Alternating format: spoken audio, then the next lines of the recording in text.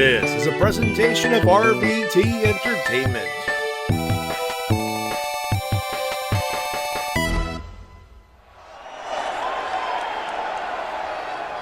Hey, yo. You know, they say all men are created equal, but you look at me and you look at Small Joe, and you can see that statement is not true.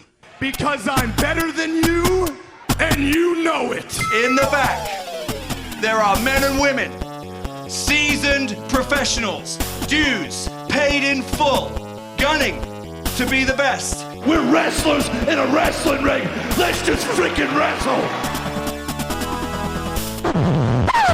The cream of the crop! Nobody does it better.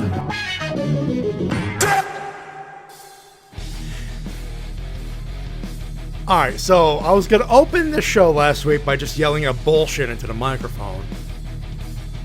Then an ice storm fucking hit and said, "You're not reviewing WrestleMania this week, bub." So the energy on my screaming is going to be a little faint, but after that main event a couple of weeks ago, bullshit. Just straight up bullshit. Oh, don't worry, Card Junkies. Go ahead, Matty. Yell. Oh, I'm going to yell. It's just not right now. Hey, hi, hello, ladies and gentlemen. Welcome to the Wrestle-Cast. Brought to you... this is what happens when I screw up the intro. Welcome to the Wrestle-Cast.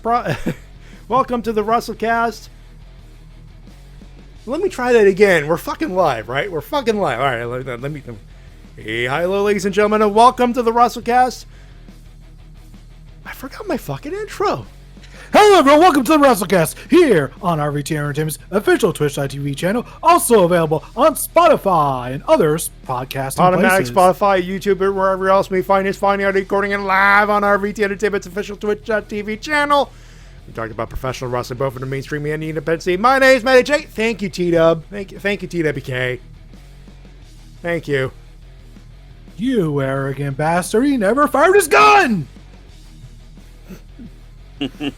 Shit gets it. Can you tell that my passion for wrestling just took a big fat hit Sunday night a couple weeks ago? Mine did, because I watched wrestling from other promotions instead. I do too. Faith in humanity was restored thanks to AEW. But Shintigercurl is here as well, as you heard. Okay, we've been off for a couple of weeks. Yeah. And I don't want no shenanigans. Now let's do roll call. Maytai, where are you? Maytai, where are you? You here? That's Matty, sir. Are you out your goddamn mind? I got my eye on you, Maytai. Okay, T to you. You here, T to you? T-Dub. T-Dub. Crazy boy. That's my name. My name is T-Dub. What do you want from me? I'm for real. And now apparently we got somebody new up in here. Somebody new. Where's my C? Oh God, here we go. Ladies and gentlemen, Mase joins us. Good evening, ladies and gentlemen. For those of you who don't know, my name is Mase. I am also one of the voices and faces of The Outer Haven, a pop culture and video game and pop culture website that specializes in just about anything and everything the nerds have to offer over at theouterhaven.net, which you should go and be reading our reviews, news, and just about everything else, because I like to plug shit and I like to get free shit. So yeah. Yeah. What did you just say? He said his name was Mase. Yeah. Say your name right. Masi. Ah! See, how come you can't be like my C? Now let's get this show on the road. Oh, how you doing, shit? Now, JC, how he's wondering how you would how the teacher pronounced Vince McMahon. Oh, I know all about him. I'm talking about Pedophilic motherfucker. Talking about what you talking about? The nice McMahon. I know all about McMahon. Goddamn, pal, it's Vince McMahon. Yeah, it's Vince McMahon, goddammit.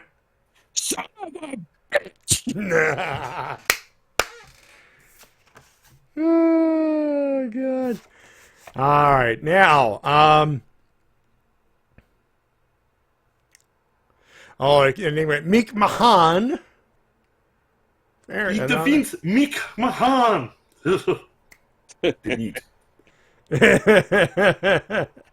All right, so we got a lot of things to talk about. Obviously, we got a lot of things to talk about. That's all right off the bat.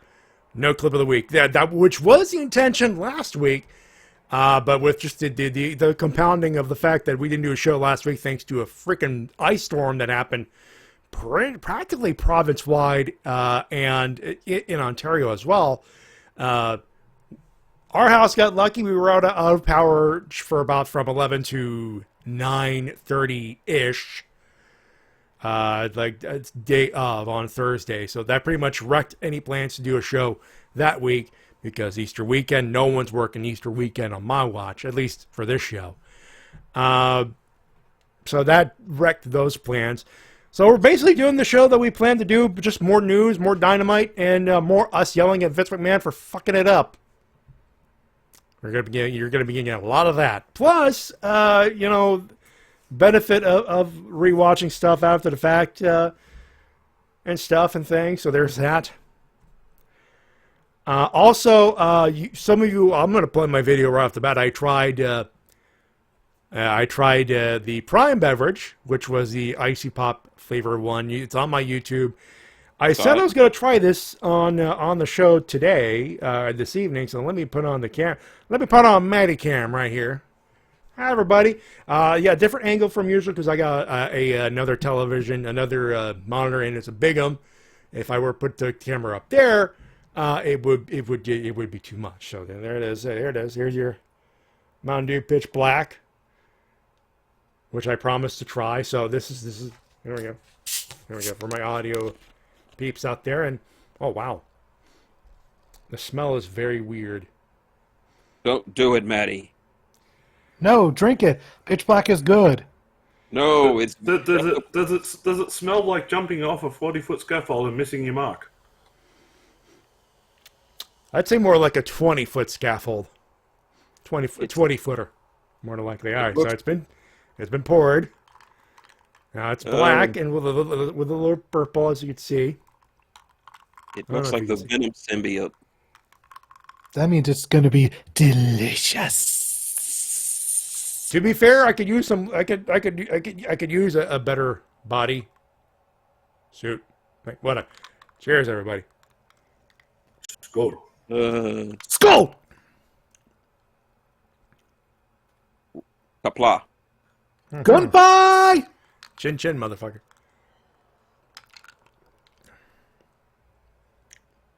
I just want you to know, if you suddenly decide to eat brains, T-Dub is right over there. Yeah, no. Wait, T-Dub isn't brain?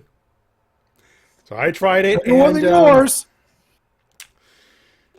I'll finish it because it's soda and free, and as Mase said, and as Fluffy Gabriel Iglesias would say, free shit. But I keep running. I've kept before WrestleMania weekend. I would keep running into the wild, and I would be like, nah, not interested, not interested. My gut was correct. It's not bad. It's a different taste. But the combination of the...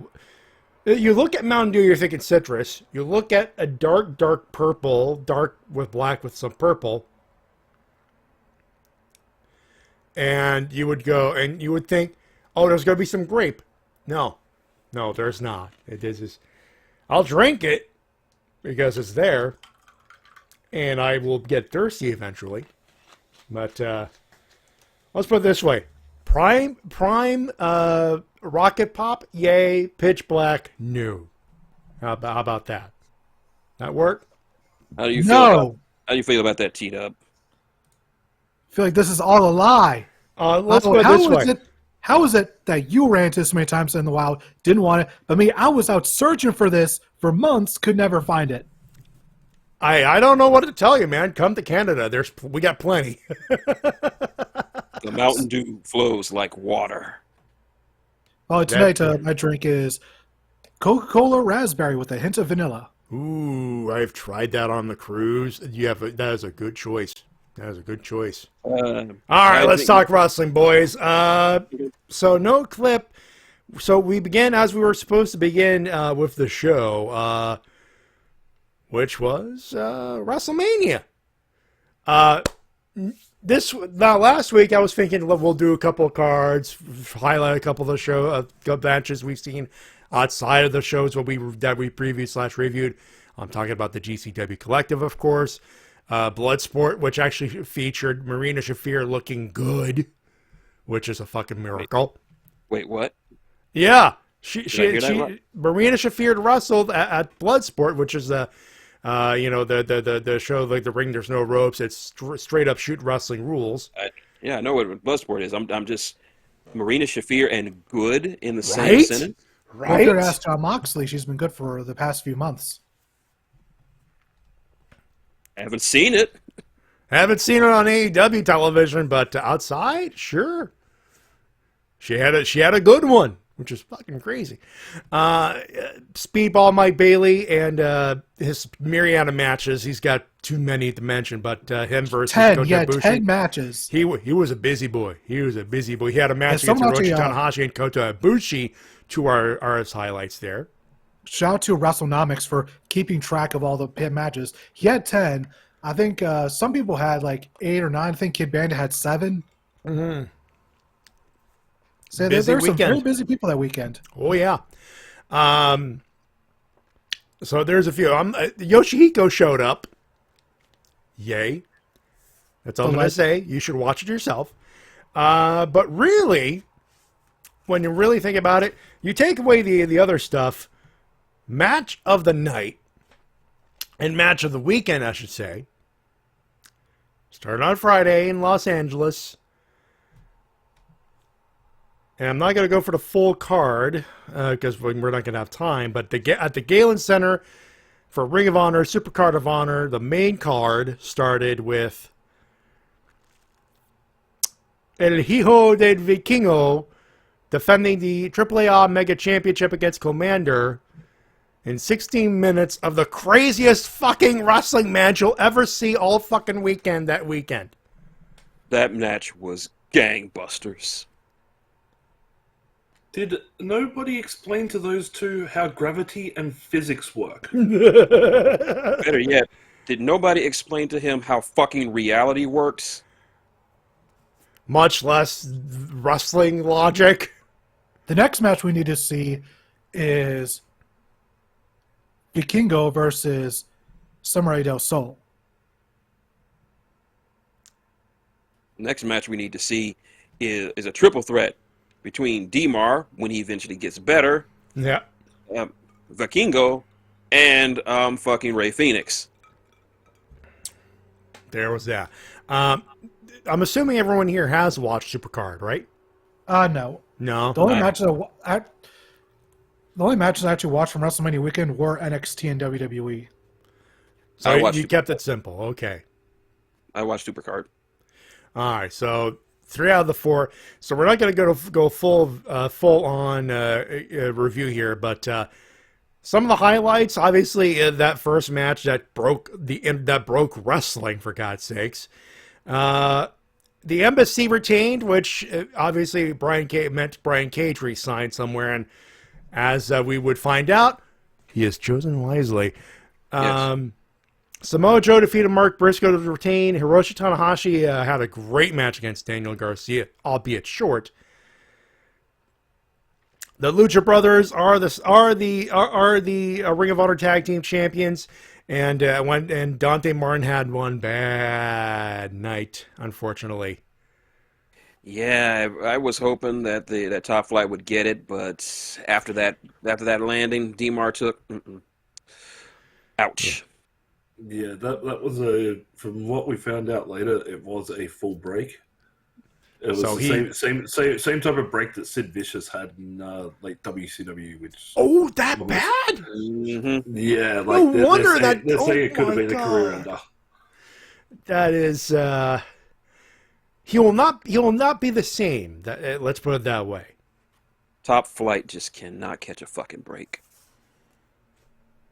It'll be It one of really those can't, great 'cause it's like- mysteries. What if mysteries? Top Flight. What if they were healthy? What if they were allowed to stay healthy? At the same time, it seems Yeah. that once one recovers, the other one gets broken, and then once the other one, it's back and forth. They're just trading injury time between the two of them.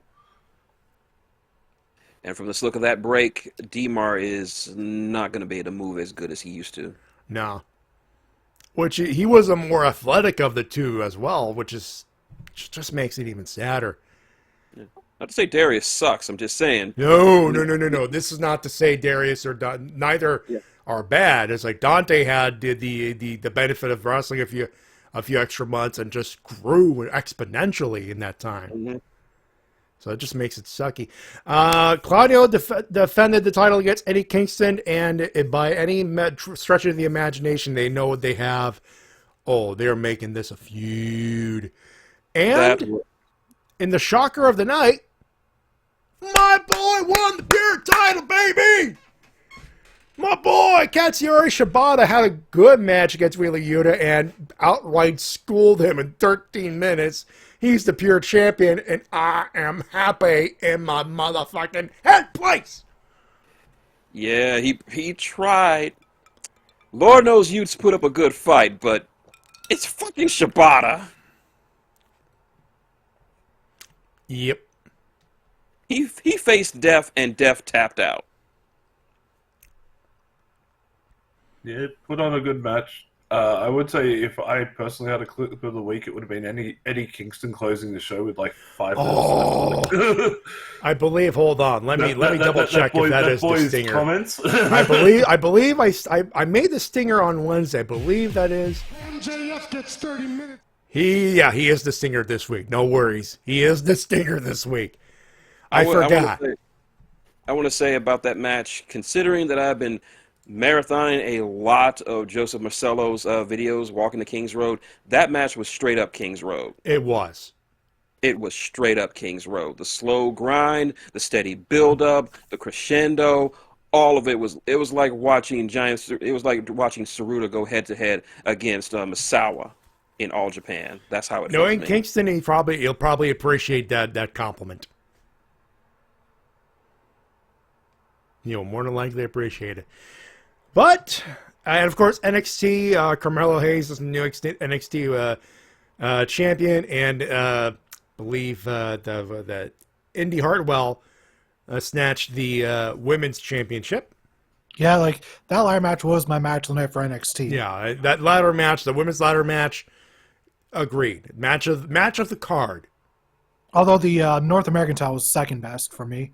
Fair. But the main reason I really love the women's title match is the fact that all the women are laid down. Indy Hartwell's trying to get up there as she can. She's too injured.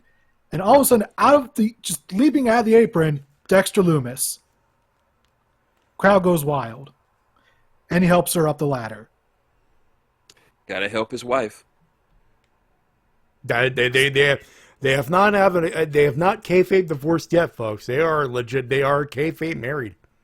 Yeah, just all of the wholesome feels. And of course, after Giant Gargano's match against Grayson Waller, you had a reunion of, himself. The Way.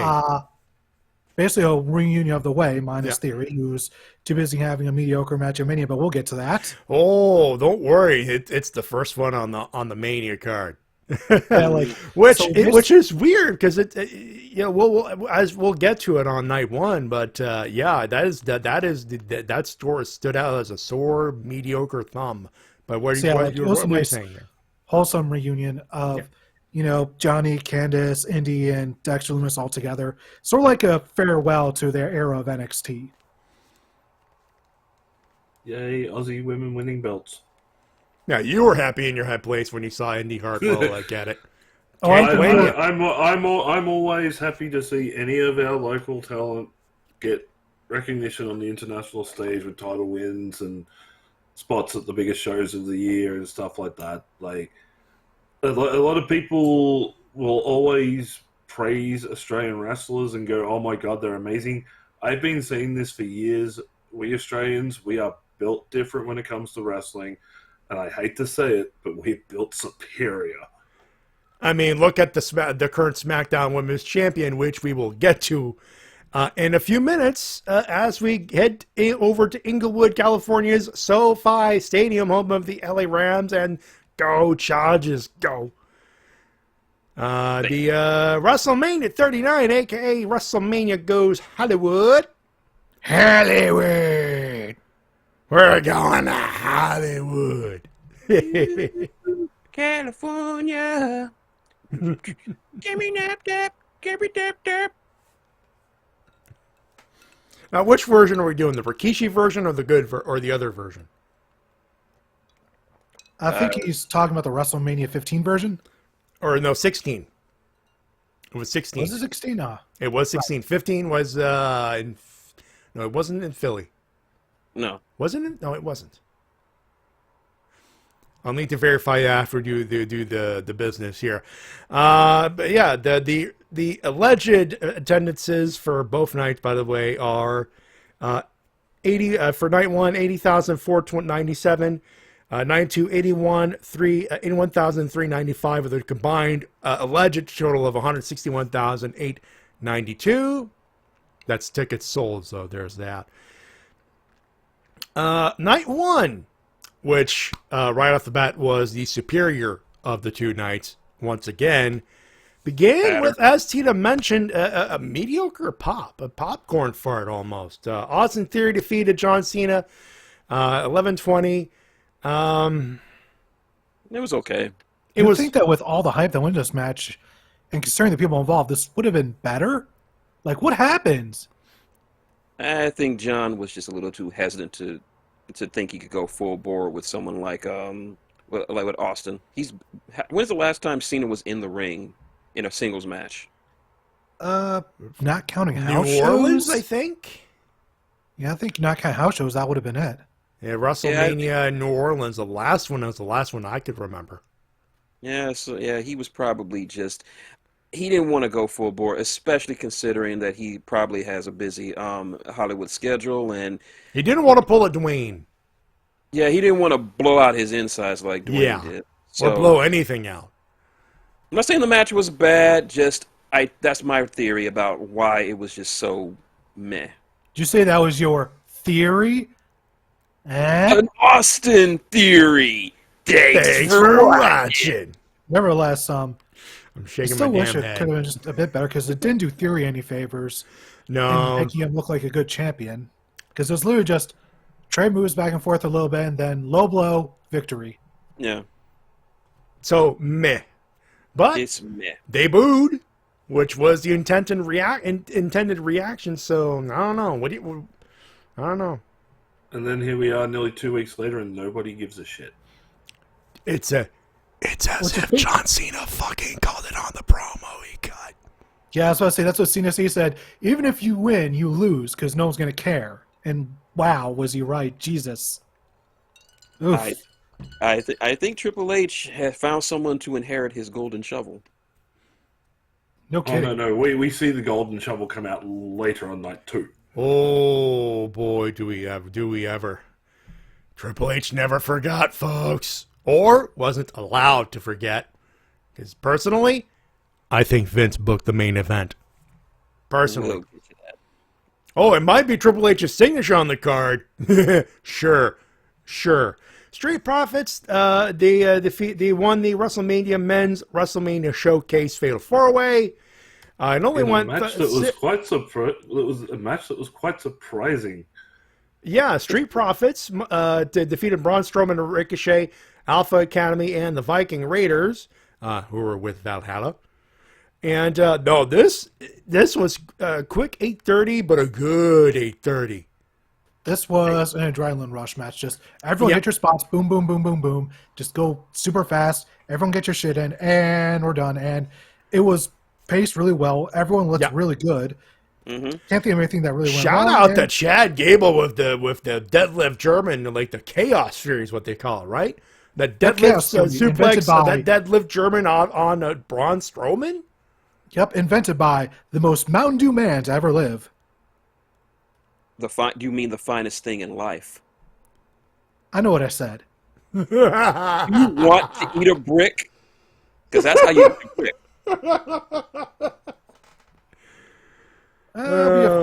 I'm also more afraid of Minoru Suzuki than Doug Williams, and I'm not afraid of Minoru Suzuki.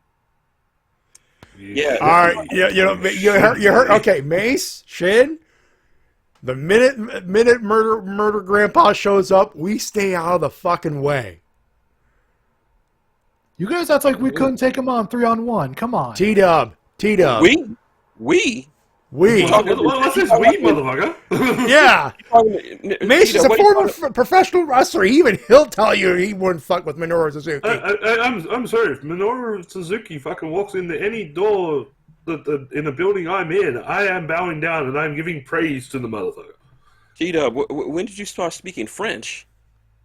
Hey! Talking about for Wii.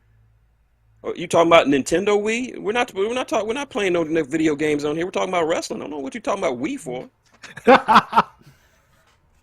No, buddy. Minoru Suzuki wants your head. You're on your own. We're getting the popcorn. Listen, after I'm done with Minoru Suzuki, I'm gonna help OOC out with his Haku problem. Oh no. Tito. Oh, I know what you speak of. You just keep pushing that shit pile uphill, boy. You want to take down Suzuki and then you want to take down Haku? Man, you crazy. Tito, are you on drugs? Do we need to put you in rehab? No, because I'm not crackhead Riddle. You just got No. Jeff just got out of rehab. You can take his place. I mean, it sounds like you're saying some cracked out stuff.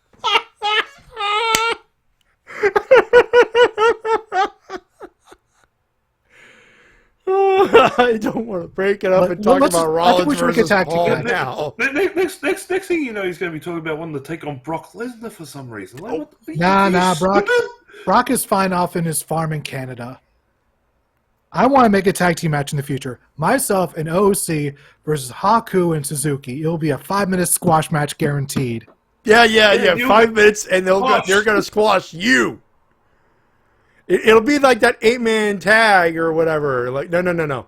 It'll be like the BCC taking on Cutler and Nakazawa, and you're Cutler and Nakazawa.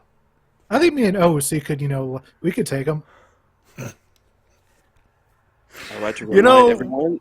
Bravado is welcome in wrestling, but Jesus, there's bravado, and then there's delusions of grandeur. I would like to remind everyone that TWK of TWK Reviews, his thoughts and opinions are not reflected on the Wrestle-Cast and RVT Entertainment as a whole, and anyone who wishes to murder him, please do so far away from us. Or if you're going to do that, at least give us ringside tickets. Gotcha. We'll get out of the way. We'll even pay for the post match meal if it comes to that. We'll help with the alibi. Yeah.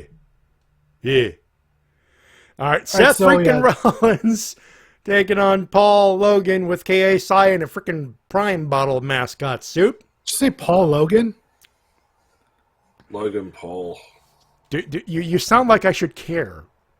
Well, I was more impressed by Logan Paul than I was by the U.S. champion, so Fair we got enough. ourselves an upcoming champion on our hands here, holding mid-card belts. Run all you want. It'll be a better champion than Theory is at the moment, and people will actually care about him. Mace, No, I'm shuddering with you, I- but goddammit, I'm shuddering over the fact that T-Dub's not completely wrong either. I know, that's what I was about to say. I'm like, you're not completely wrong, but even still, Logan Paul holding any type of belt in WWE, I'm sorry, that is just... You might as well just take a dump on the belt because it would mean more. You know what? I say give him the belt. He's going to need the extra money in a couple of months. Yeah, considering what's going on with his current shenanigans. Yeah, he's going to need a Dude, lot have you of seen how much Prime has been selling out worldwide? The guy does not need money. No, Oh, he doesn't. he is going to need it for those lawsuits. Yeah, throw a couple thousand at the right judges, and the American system takes care of itself. Most of the time, yeah. Not here. Not here. And especially since a couple of them are from your neck of the woods, Mace. Yeah, Logan Paul scammed a lot of people with that CryptoZoo crap. Yeah, I wasn't one of them, so I don't give a fuck. Nevertheless, By the way, Slick Rick, thank you for the resub. 44 months. OOC presents Murder Grandpa with Socks. Thumbs up. And walks away as T-Dub is turned into a stain on the floor. Okay. Yeah, Logan Paul did really well in this match, I have to say. Yeah, he did. He's actually pretty damn great in the ring. He's got the athleticism, I'll give him that. But the thing is, at this point in time, it's really one of those situations where I'm like, dude, either dedicate yourself to this properly, go to training, like not just rock up at a wrestling thing every now and again and do a couple of bumps. I mean, dedicate yourself, go into the system proper, have Triple H or whoever's running developmental or the training center work with you for 6 months, proper debut. Instead of just being a special attraction, come into this full-time, or please, go back to selling Prime drinks, doing your little YouTube stunts, playing your Pokemon cards, whatever the hell he does, because I really don't give a shit. To go and do that, or bring yourself in full-time. Don't just come in and steal a spot from many deserving talent who got pushed out of this card over 2 nights, so that he could be a special attraction match with Seth Rollins. Unfortunately, WWE, since its inception with WrestleMania 1, has always been about the celebrities. I understand that, but this is the thing. Like Logan Paul, if he wants to be great and he wants to do it, dedicate your time to the business. Don't treat it as a little offshoot hobby like he's doing. Dedicate yourself and really come in and make a proper name for yourself. Actually come in and earn it. Not just, hey, I'm a celebrity, I'll wrestle every now and again for a couple of million here, whatever. If he wants to, if he's serious about this and he says he's got the passion for this, come and do it full time. Sign a full-time contract, come and train, do it all properly. Otherwise, fine, come and do your one at WrestleMania, but do it just once, not 3-4 times a year. I think the problem is WWE don't want to use them as anything more than special attraction. Yeah. I think we're all in agreement on what Mase just said. It's a case of you want to do it, and you are clearly gifted, or at least athletic and skilled enough that with proper training and coaching, you could be really good at it. He could be really good at it. But it's one of those. If you want to look at putting a belt on the guy, then have him come in full time. Yeah. If you want to look at putting a belt on him, make him come in, make him work a schedule, even if it's just a full-time schedule for 6 months while he has a belt. Then do it that way. Not, I'm going to wrestle 3 times a year and make $5-6 million. Or whatever the hell they paid him. It doesn't make sense. That, especially for a guy that is that talented, I'll give him all the credit. He is very talented. He is naturally gifted. If he put in the time to actually come in and train properly, and actually dedicate himself to this business, he'd be 10 times the star that he is as a special attraction. And he's a natural heel in the first place. He'd make it killing. He's a natural heel, and he's one of probably the most natural wrestlers I've seen in a long time. And I hate to see talent like that go to waste. Yeah, because we're all internet people, and we see Logan Paul for what it is—a douchebag internet personality who does not deserve a modicum of the popularity he currently enjoys for a myriad of reasons. But as a wrestler, it's like, Jesus, as someone who watches wrestling, and you've done it yourself, you can't help but think, Jesus Christ, he's starting to earn my respect, and I did not want to give him my respect at all. Yeah, pretty much. It's like, I don't respect what he does away from the ring. Him and his brother, they're a bunch of fucking morons. They do shock value shit for the sake of, hey, I could do this because I've got money. I put him up there with the stupidity that Andrew Tate does. Why? Because he's got money. He thinks he'll get away with anything. Yeah, and Mr. Tate is in the middle of the finding around part of fucking around. Yeah, so exactly. But Logan Paul, I've come to look. I respect the athleticism the guy's got, and I would love to see what he would do if he actually dedicated himself and his time to the business. Mm-hmm. Trish Stratus, Lita, and Becky Lynch, they defeated TWK in a six-woman tag, 1440. Decent match. Did not care. It was all right. I just feel bad for Damage Control because it seems like they're on the downspin now. They're going to start breaking the group up, which there's a draft coming up. There's a draft coming up. Yeah, and it feels like they never got their full potential out of the group. Basically, they're on the conveyor belt about to become lamb chops. Like, it's unfortunate to see such a good group being split up before their time. They got a few matches out of them. They're pretty much sacrificial lambs. Yeah. To a quote-unquote greater storyline, as we find out later. Yeah, it's one of those. At the very least, they it's not a complete waste, as we got a few good matches out of them. But it's one of those, there's some wasted potential still. Rey Mysterio defeated Dominic Mysterio, 1455. I get the feeling that if age wasn't a thing, Rey and Dominic could have wrestled the whole hour, and I don't think a whole lot of people would have minded. No. Like Mase just said, the Mysterios had the two best entrances in WrestleMania, period. They did. They absolutely did. The entrances for both were pretty damn great. You got Dominic coming out, flanked by 12 in handcuffs, soaking in all the booze, wearing his dad's mask, and then you got Rey coming out in a lowrider, driven by Snoop Dogg, first playing Snoop Dogg's music, then transition over to Eddie's theme music, and then back to transition over to his own theme music. JC, excellent match. Also, since it happened after the last episode, love the LWO revival. Yeah, it's great to see that back. In terms of in-ring storytelling, best match of the entire weekend, bar none. Oh hell yes, best storyline, followed by a very, very good match between the two, which is to be expected. Father and son. The chances are that they would have been training for most of Dominic's life. I'm pretty sure on screen they hate each other so goddamn much, but they must have been hugging it out after that match. Like, behind the scenes, cameras are off. Holy fucking shit, that was awesome. Oh, they'd be crying.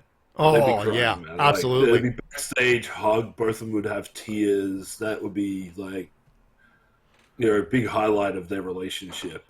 It brings tears to my eyes, my sacrifice. But by the way, I'll put this out there. If anybody wants to give me a hand to try and get me an LWO t-shirt, because it's the only one I'm missing out of the collection. LWO. You know what? I wouldn't be surprised to see that on the Fed shop. Well, at this point, yeah, since they brought it back. Yeah. Yeah, but shipping costs a friggin' fortune to Australia. Yeah. It's not any better. It's probably not. It's probably a little better on my end, I'm sure. They haven't set up an Australian branch of their shop yet? They did for a while, but then people weren't buying because the products were like 6 months behind, so they ended up closing it and just rolling it back into the American store. Yeah. Fuck. And now it's powered by Fanatics.com, so that's gonna be another shit show. No, I checked. Rhea Ripley is the new SmackDown Women's Champion. She defeated Charlotte Flair, 23-35. Not match of the night per se, but you could tell both women poured it in, and they put some effort to try to steal the night. They put on their working boots and they worked their asses off here. They did. They tried their best. And goddamn, you could tell, like, at the end of the match, both women were happy Well, Rhea was happy to be women's champion, but Charlotte was corpsing / smiling at, oh, wow, that was a great match. Mm-hmm. And of course, I don't agree with her that it should have gone on last. And I'm like, do you really want to follow what the people in the next match were going to do if they let you have the main event? Hell no. There's an argument that a world championship match should be the main event. Fair. But the WWE Tag Team title is technically a World Tag Team title, so there goes your argument down the window. Mm-hmm. Well, also you got to remember with the show split over 2 nights, technically the main quote unquote main event was still the World Heavyweight Championship match on night 2, because that is the close of the show. It doesn't matter whether it's night 1 or 1. The fact is it's the end of WrestleMania is the main event. Yeah. Now, we could the argue semantics. The World Tag Team titles technically were a mid-show. Fair. But I would argue if WWE is claiming it to be a main event, that's their kayfabe. That's their story. We could argue semantics all we want, but if they say it's the main event, I'm not gonna sit here and argue it. It's their show. And I'm just going to be happy that we got a main event featuring former PWG and Ring of Honor Tag Team Champions. Indeed. And moreover, your boy Matty, Grand Slam champion now. Hit the Grand Slam. Hit the Triple Crown and the Grand Slam when you think about it. Shout out to Michael Cole for name-dropping El Generico. Michael Cole was on his game that night. Michael Cole was dropping references left and right to stuff that, like, most times you would never hear out of the Fed. He and Graves had a great weekend on comms. To go back even further, go back to the little Ray and Dom match. Yeah, I have not heard an announcer have that much vitriol for a wrestler since the days of JR and Triple H. The closest we had today is Tony Schiavone and MJF. Yeah, I was about to say, have you not watched AEW? Tony Schiavone? Yeah, it's not the same. Yeah, but he hates him, but it's like kind of like on the slide, like he throws little jabs in there. Cole just had outright hatred for Dominic, like that son of a bitch. I was thinking he was trying to channel JR from the Ruthless Aggression era for a minute. Yeah, the tail end attitude into Ruthless Aggression era. No, okay. Cole, so with Schiavone and MJF, it's professional disrespect, I would call it. And yes, it is disrespect bordering on hatred. You know, it's Schiavone going, well, fuck this guy, essentially. Cole on Dom is if the Purge existed, Dom would not survive. I was hoping the camera would cut to Michael Cole before the match, and he would just look at the camera and say, Dominic Mysterio is a no-good, lousy son of a bitch. Easy. I know what I said, but he's a son of a bitch, and he should burn in hell for what he did. I know, easy. Hey, don't lose your job, bro. Don't lose your job, JR. I know exactly what he's referencing. Oh, you forgot what match, Matty, for night 1. No, we're not even at that yet. We're not even at the tag match. We're talking about the main event. We're not even there yet. And we were discussing the argument of Charlotte and Rhea being the main event. We were not there yet. There is a segment. Actually, it begins with the Miz and Snoop Dogg hosting WrestleMania, and kudos to Miz and Snoop Dogg. They did what they have to do. They go on the semi-main slot and announce the thing, the attendance. Miz goes, well, I would have loved to have wrestled. I have an open challenge. No one called. Snoop called him out. It was bullshit. Well, I know someone. Out comes Pat McAfee. So Pat McAfee defeats the Miz in 340. This was a nothing match. An easy way to have Mike the Miz Mizanin eat shit at WrestleMania. Yeah, no disrespect to Pat McAfee, but they should have put in LA Knight in this position. Yeah. Yeah. That's the thing. Like, this is the one thing I really get annoyed with. Like, WWE has 2 nights of WrestleMania, and like I know, like it's been said before, it's about celebrities and stuff like that, the crossover appeal, blah blah blah. But there were so many talented people who worked their ass off for most of the year, and this is meant to be the big payday, and they get pushed off the card for people who don't even really give a flying rat's ass about the business. I wouldn't put Pat McAfee. Like, LA Knight should have had this spot over McAfee. Like McAfee, he gets involved, and I've seen these podcasts. He likes wrestling, but again, it's that thing of earning your spot on the card. Besides sitting around and interviewing wrestlers, you know, that shouldn't be a way to earn your spot onto one of the biggest cards of the year. I will say I would prefer Pat McAfee over who we got in the second night. In fairness, far worse. Oh, in more ways than one, but we're not there yet, T-Dub. Yeah, just a little teaser for my thoughts on that. Overall, other than fucking guys like LA Knight over out of the card, this was not advertised. This was literally, hey, this is put there to be a WrestleMania moment and to have Miz eat shit. So, harmless, because Miz eats shit. Everyone's happy. Speaking of everyone's happy, main event of night 1, or the final matchup of night 1, if you want to be semantic. Sorry, Mase.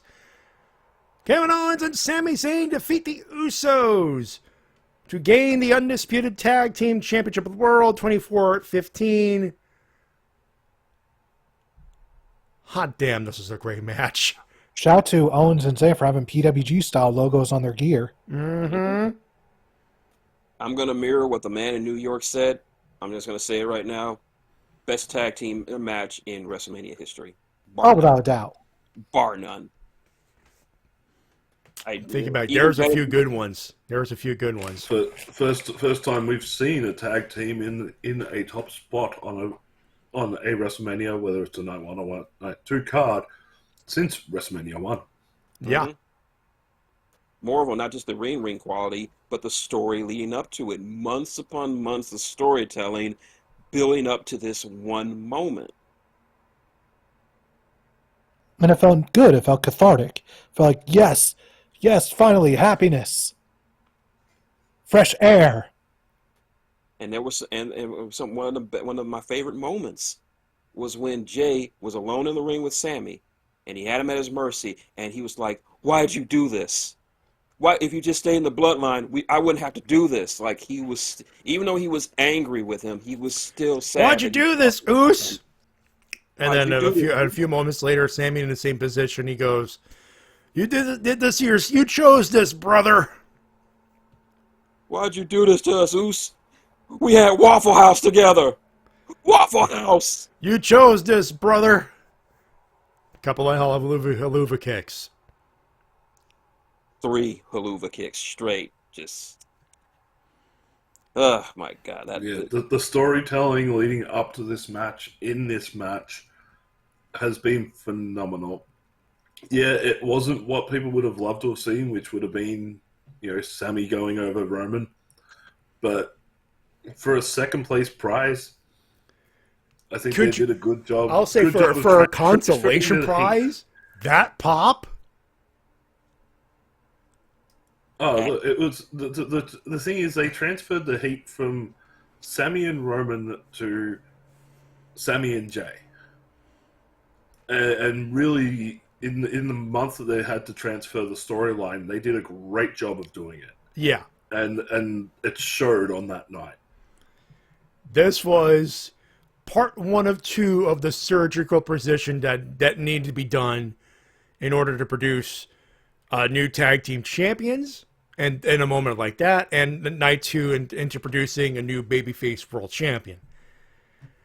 Someone's interfered in the surgery in night 2, is all I'm going to say. But in order to get to that, we need to get into night 2. By the way, do we want to score both nights, or just the whole thing overall? Because night 1 is easily 4.5 out of 5 for me.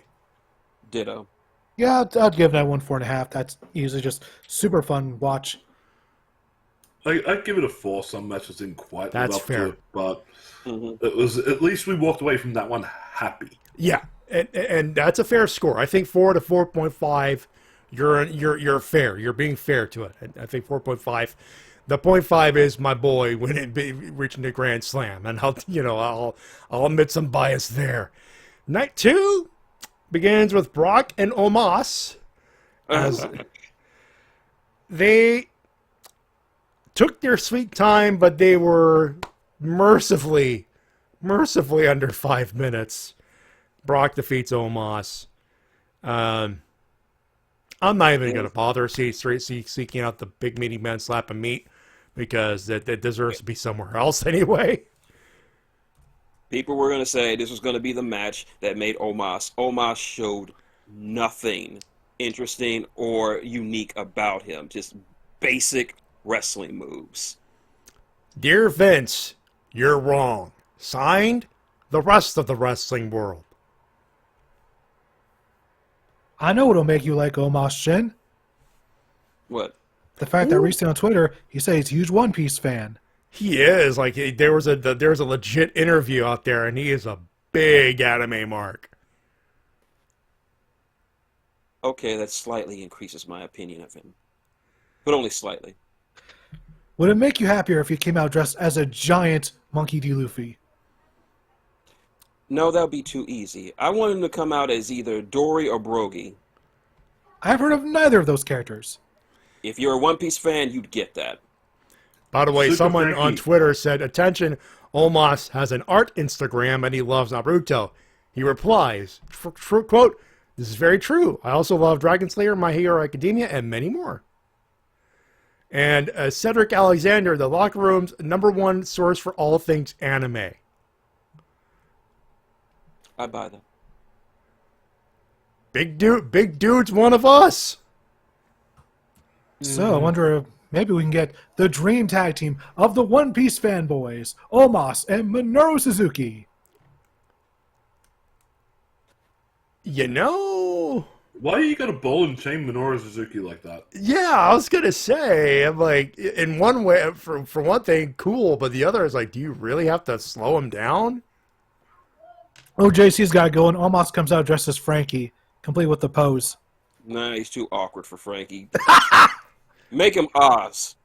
Make him Ors. Even he fits him Ors. Big dumb guy getting told off by a smaller, blacker man. It makes So sense. MVP? MVP is Gecko Moria to his Ors. Yes.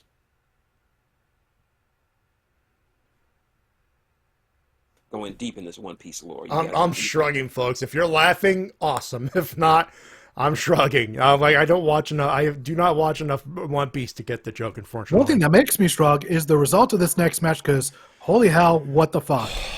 So women's WrestleMania showcase. It's Fatal 4-Way. Same concept as the men's one the night before, and this is the antithesis of that men's matchup. 4 teams showed up to work. Ronda Rousey just showed up to sit on her ass, essentially. For me, Ronda Rousey's basically, at this point, the female version of Logan Paul. She just shows up for a paycheck, and she's not really dedicated to wrestling. She just uses it for the money. Now she does. I mean, in her first run, she actually did show up more often. But then Now it's like, now she's in for the paycheck. Originally, she showed up and just to shit all over wrestling fans, but you know. Yeah. yeah, this was by far the weakest official match. If not on night 2, then the entire weekend. And I think what makes it worse is just that you had all these other women just busting their ass, and then Ronda just comes in, hits an armbar, tap out. Yes, even Chelsea Green and Sonya Deville, they showed up to work too, okay? Before you start shitting on the Karens. They're character Karens, not actual Karens. To our knowledge. From right here, Chelsea is a nice woman. She is. Unless I'm wrong. Yes, tell Chelsea, tell your husband, stay away from the company right now, please. Please. Stay on the indies, Matt. You're a national treasure. We don't need them to fuck you over. The self-push is working. Don't fuck it up. Okay. And now, for those feeling, I need a palate cleanser for this matchup. Oh, don't worry. WWE saw you. Big meaty man slapping me. Gunter or Walter. Sorry, go ahead, Shin. Night 2 of WrestleMania officially started with this match. Yeah, this is where you go, all right, we got the bullshit out of the way, here's some good shit for you. Walter, or Gunther, defeats Sheamus and Drew McIntyre in a triple threat, 1640, and let me repeat the bun, because I don't think Shin might have heard it. Big meaty man slapping me. The triple threat match. Proper, yes. This was as advertised, as I guess you could say. This was as advertised because those three guys beat the piss out of each other. Everyone walked away from this match sore. And Burton. Go ahead. Just saying, everyone walked away from this match sore. Once again, I will mirror the man from New York. This is one of, if not the greatest, Intercontinental title matches in WrestleMania history. Bar none. It's got to be at least top 5. It's up there. It's up there. It's up there. Yeah. It's up there minimum top 5. Bare minimum. It's up there with Steamboat Savage and Michael's Razor. Yeah, they're your 1 and 2. Yeah, those are 1 and 2, and however they place is subjective. I think I would say top 5 if you want to be semantic, but this is absolutely top 3. This is absolutely number 3. Now it's number 3, but yeah. Mm-hmm. The only thing that disappoints me is I never got to see photos of Sheamus and McIntyre's chests after copying those chops from Walter. The internet was robbed. We were robbed. Yeah. But yeah, also considering Walter's entrance, he's a fucking megastar after this match. Yeah. I think you know what I would think that maybe they had someone else winning it. I think they called an audible or they saw a rehearsal and went, yeah, you know what? I think we're gonna change I don't know what the decision on the finish was up until the match, but I would say this is one of those few matches where you could argue Sheamus should have won, could have won. I picked Sheamus to win, but this is one of those matches where you could not book this match wrong if you tried. Mm-hmm. Because either of those three. How could you book this? I'm sorry, but how could you book this match wrong? This was basically the KISS principle in action. Yeah. Keep it simple, stupid. Or the other version, just go out there and beat the shit out of each other for 15 minutes. We'll tell you when to stop. Yeah, we'll tell you to stop and pin this guy. And since I can't fuck that up. And since I brought it up earlier, I might as well bring it up again now that I'm thinking about it. I get a lot of vibes of Jumbo Tsuruta from Walter.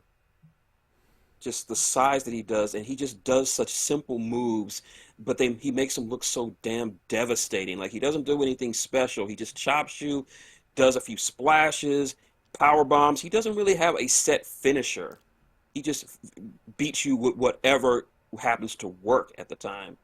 And that's very similar to Jumbo Tsuruta from All Japan. And yeah, I appreciate that, and he is very much a throwback to the old school. So it sucks that Sheamus has once again the triple crown. Once again, the Grand Slam eludes him. But Walter just came out looking like $1 million. JC is asking, so do you think they're actually going to have Walter beat Honky Tonk Man's record? It's possible. I say let him do it. Yeah. At this point, he's at 308 days. And Hockey's at the 400 mark? 454. 454, so we'd have to hold it till at least past SummerSlam? Yeah, I believe so. I say let them WWE is currently on this kick of rewriting all their records with modern characters. So yeah, it's a guarantee he'll hold it longer than Honky Tonk, just to get that name off the record. Yeah, so it also doesn't help that Honky wasn't particularly noteworthy for being really good during his time with the WWE. Not to say he sucked, it's just you can't really remember much about his reign other than it was just really long. He did a whole lot of dancing. Mm-hmm. Walter, everyone's going to remember him for just big Austrian guy who chopped the crap out of people. KISS in action right there, as Mase, as you brought up, Mase. Bianca Belair, so we have to speed around this because we got a whole lot of stuff to go through here. Bianca Belair defeats Asuka to retain the Women's Championship.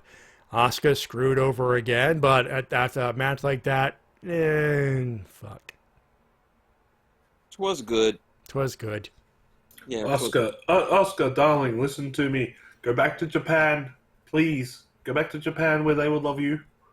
WWE does not love you; they just use you. Please go back to Japan. Be happy. It is still disappointing to see that they don't really see Asuka as anyone noteworthy because basically all of her title wins, there's always an asterisk next to it. She's, as far as I can tell, as far as main roster goes, she has never gotten a clean pinfall victory to win a title.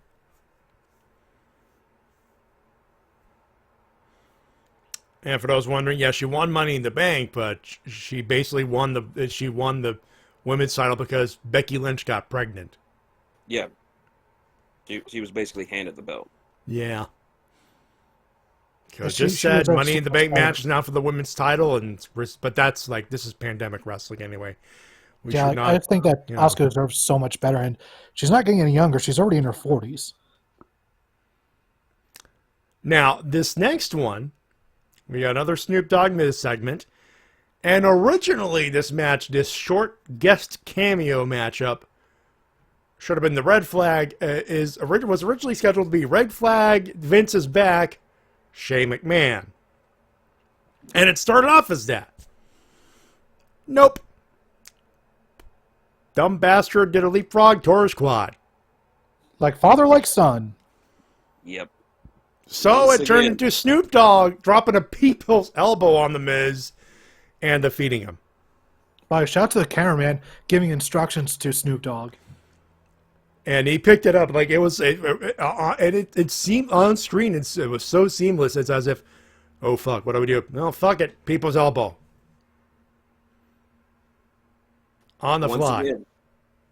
Once again, another spot that could have gone to LA Knight.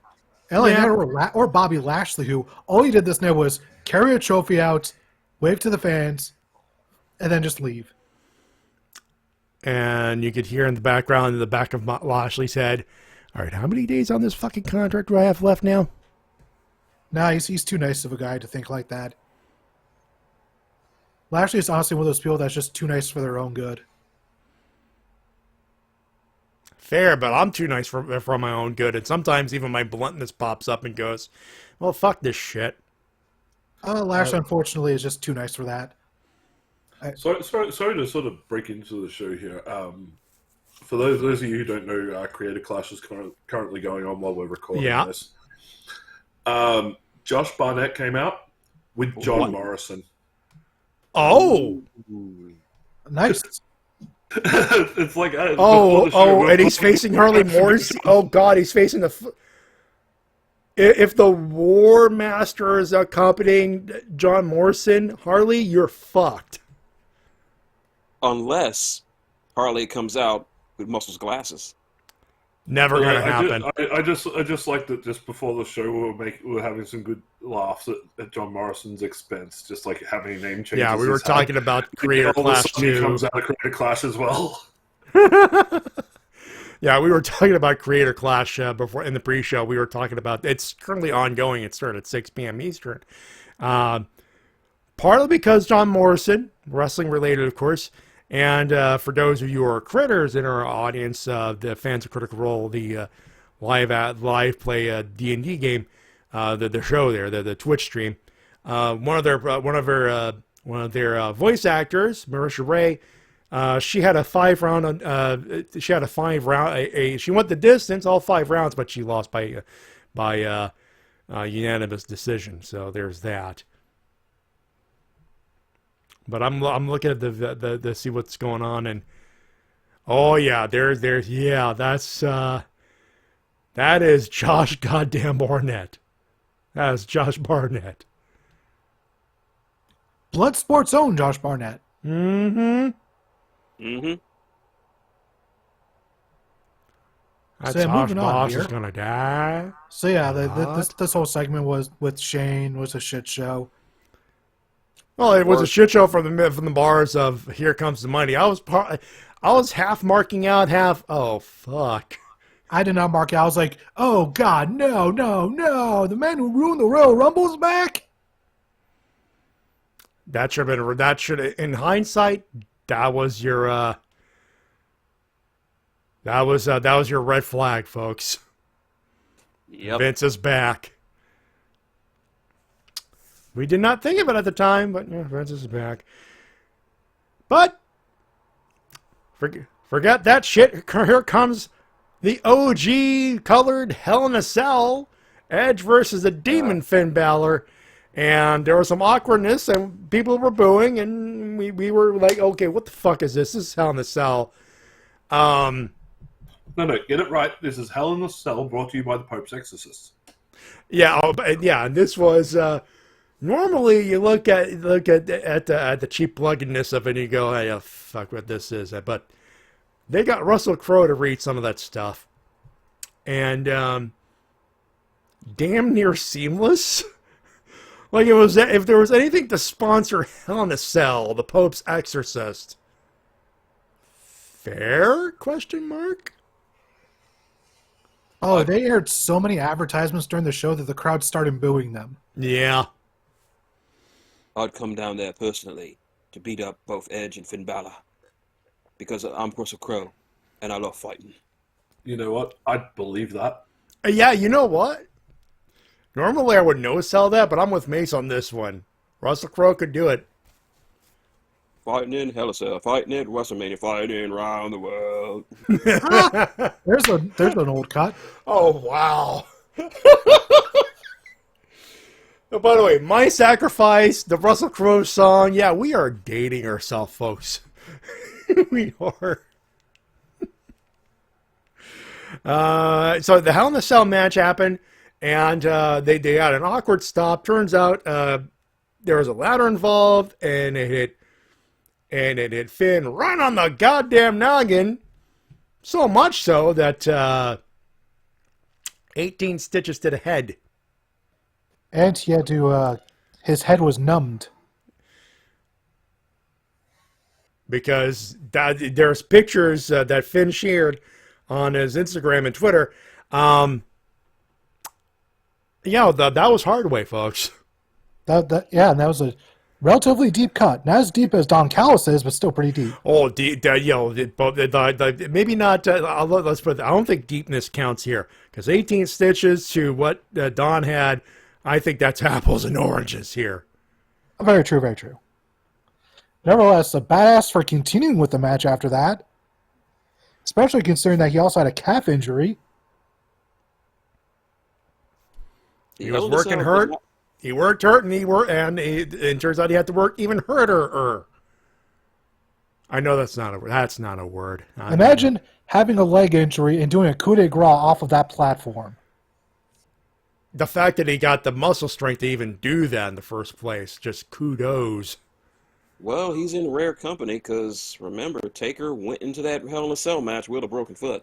Very true as well. The one thing I don't like is the fact that the Demon has now lost 2 straight matches. Not a big fan of that. Well, you probably weren't a big fan of the main event either. No. Kudos to Edge and Finn for trying to salvage it. They did what they could. It was just after that ladder split, it was like momentum's gone, and then you see the pictures later. It's like, well, yeah, fuck momentum at this point if the man's about to spew brain and blood all over the freaking mat. Stop the momentum, but for a good reason. For a extremely good reason. So it is what it is. They did what they could. Fair. And then the main event. Adrenaline left my soul. Man fucked over Cody Rhodes. Roman Reigns. No, you throw a rubber chicken at Cody Rhodes. We all saw it. Yeah. Even Cody brought it up in one of his promos. Roman Reigns defeats Cody Rhodes and retains the undisputed Universal Championship at WrestleMania. JD was happy. Everyone else, fuck you! Bullshit. And people are saying that's all Triple H's fault. And yeah, his name's on the card. Who signed it? Yeah, sure. Vince booked it. You cannot argue. You cannot convince me otherwise. It does feel like, especially after the news the day after. It does feel very Vince McMahon-esque to screw over the fans when they need the happiness the most. Cody is a Rhodes. When has a Rhodes ever gotten a fair shake in the WWE? And I think what really annoys me about this is some of the arguments people are making is the fact that he needs to overcome adversity. No. As if to say the last 15 years of his career hasn't been adversity. And on top of that, when has that ever applied to anyone ever in professional wrestling? Goldberg just ran through everyone, became world champion, super over. Fucking Batista ran through everyone, became world champion, super over. John Cena was only in the company a few years, boom, world champion. Come on. Happened to Daniel Bryan. That's because of the way the WWE works. You got to remember that the WWE is their own internal world. If it doesn't happen or isn't scripted by WWE or doesn't happen on their television, then it doesn't exist. To them, the last time Cody Rhodes was anything to do with the WWE, he was Stardust. Then explain to me why he was allowed to bring in Kingdom. Then all of a sudden there's like this the Homer Simpson sketch where, you know, he goes into the bar and then it goes scene missing and then he's, you know, dancing around a maypole. The scene missing is everything from the end of Stardust to WrestleMania 38. You know, the creation of AEW, building his name up on the indies and in Japan and really getting a crowd swell behind him, being the first big name from AEW to jump ship back to the WWE, all that adversity that the fans know, that the fans came to see him in the WWE for, which is why he got his popularity once he got that comeback, doesn't mean shit to them. No, it doesn't mean shit to on Vince. Their television. No, it doesn't mean any to the WWE. I'm even putting Hunter in this because Cody, his adversity happened away from the company, and as far as they're concerned, if it's outside of WWE, it does not exist. He's got a point. Even though the whole reason why he got that massive pop at WrestleMania 38, and then for some reason they want to ignore the fact that, okay, yeah, that big pop that he got, the fact that the man tore the pectoral muscle off his body and wrestled with it against Seth Rollins in a Hell in a fucking Cell match. That doesn't mean adversity. Even there was a recent interview with Road Dogg where he said, Cody came back at the Royal Rumble and he had no adversity afterwards. So according to the WWE writers, Cody's story didn't start till the Royal fucking Rumble. So they just ignored a full year of the guy's return, plus everything he's done outside of the company. Why? Because if it doesn't happen on WWE television, written by WWE writers, it does not exist. Which is bullshit. Thank you, because I was going to say, explain why he was allowed to bring in Kingdom. Bring in the American Nightmare gimmick, which was created after Stardust. Explain to me how he was allowed to keep all that shit, plus the knowledge of the fans who decide... Because Cody put his foot down and made the demand on his contract. He said, you want me back? Put that shit in there. But to me, it's like, they were hearing this crowd, right? at any moment in Brooklyn, in Montreal, and anywhere with a hardcore wrestling fan base, no one booed. Or if they booed, it was very minimal and you could not hear it on TV whenever they were live. And there are fan videos out there for compare and contrast, where you could hear maybe one or two boos, but they were massive cheers. People accepted Sammy's fate in Montreal. People accepted that that the Fed wanted Cody versus Roman at WrestleMania. They accepted it and they cheered it. They accepted it. They said, we will cheer for this. We want this. We want to see Roman lose to this man. You do not need to convince us of the struggle. You do not need to convince us that he's our guy. We're with you. Like this crowd. There's one part of the point there, Matty, that you brought up that is key to all this. We accept Cody defeating Roman. At the moment, the WWE crowd is wanting 3 words. We want change. They don't want Roman Reigns as champion. They've had him for 2.5, nearly 3 years. They want a babyface champion. Cody was a natural pick by the crowd to take it. And this was a natural pick by the crowd? Because he hasn't had adversity on our television shows. You don't even need the adversity. So you don't even need to convince us. You want Cody and we want Cody. What's the problem? And they stepped in their own way. Either Triple H said, no, we need to keep it going, or somewhat Vince got in his ear and said, God damn it, pal. Roman wins or you're fired. You can't fire me. I own the company again. And I'm going to sell it to Endeavor. Fuck you. To add to Mace's point about Cody not facing adversity, remember earlier this year when I talked about Cody Rhodes winning the Royal Rumble? I was happy for him. I just didn't like the way he did it because he won at number 30. And we saw this happen last year, not once but twice, with Ronda and Brock. They basically were handed a main event title spot because they were in number 30. Now, I said that if Cody went in a lot earlier, like at the very latest number 15 in the first 15 spots, and did like 20, 30 minutes in that match, then that would face some kind of adversity. But it just felt, even though that last sequence that he had with Walter was great, it just felt like he was just given the win. And even leading up to this match, he didn't really face any kind of obstacles when going up against the bloodline. Like take Daniel Bryan, for example. Mm-hmm. Like, he didn't win the Royal Rumble. Batista won, but the fans revolted. And we could see that ever since, leading from that year prior, when he won the title from Cena at SummerSlam, but then got screwed over by the Authority, and he spent months and months and months fighting the Authority. They were throwing everything at him.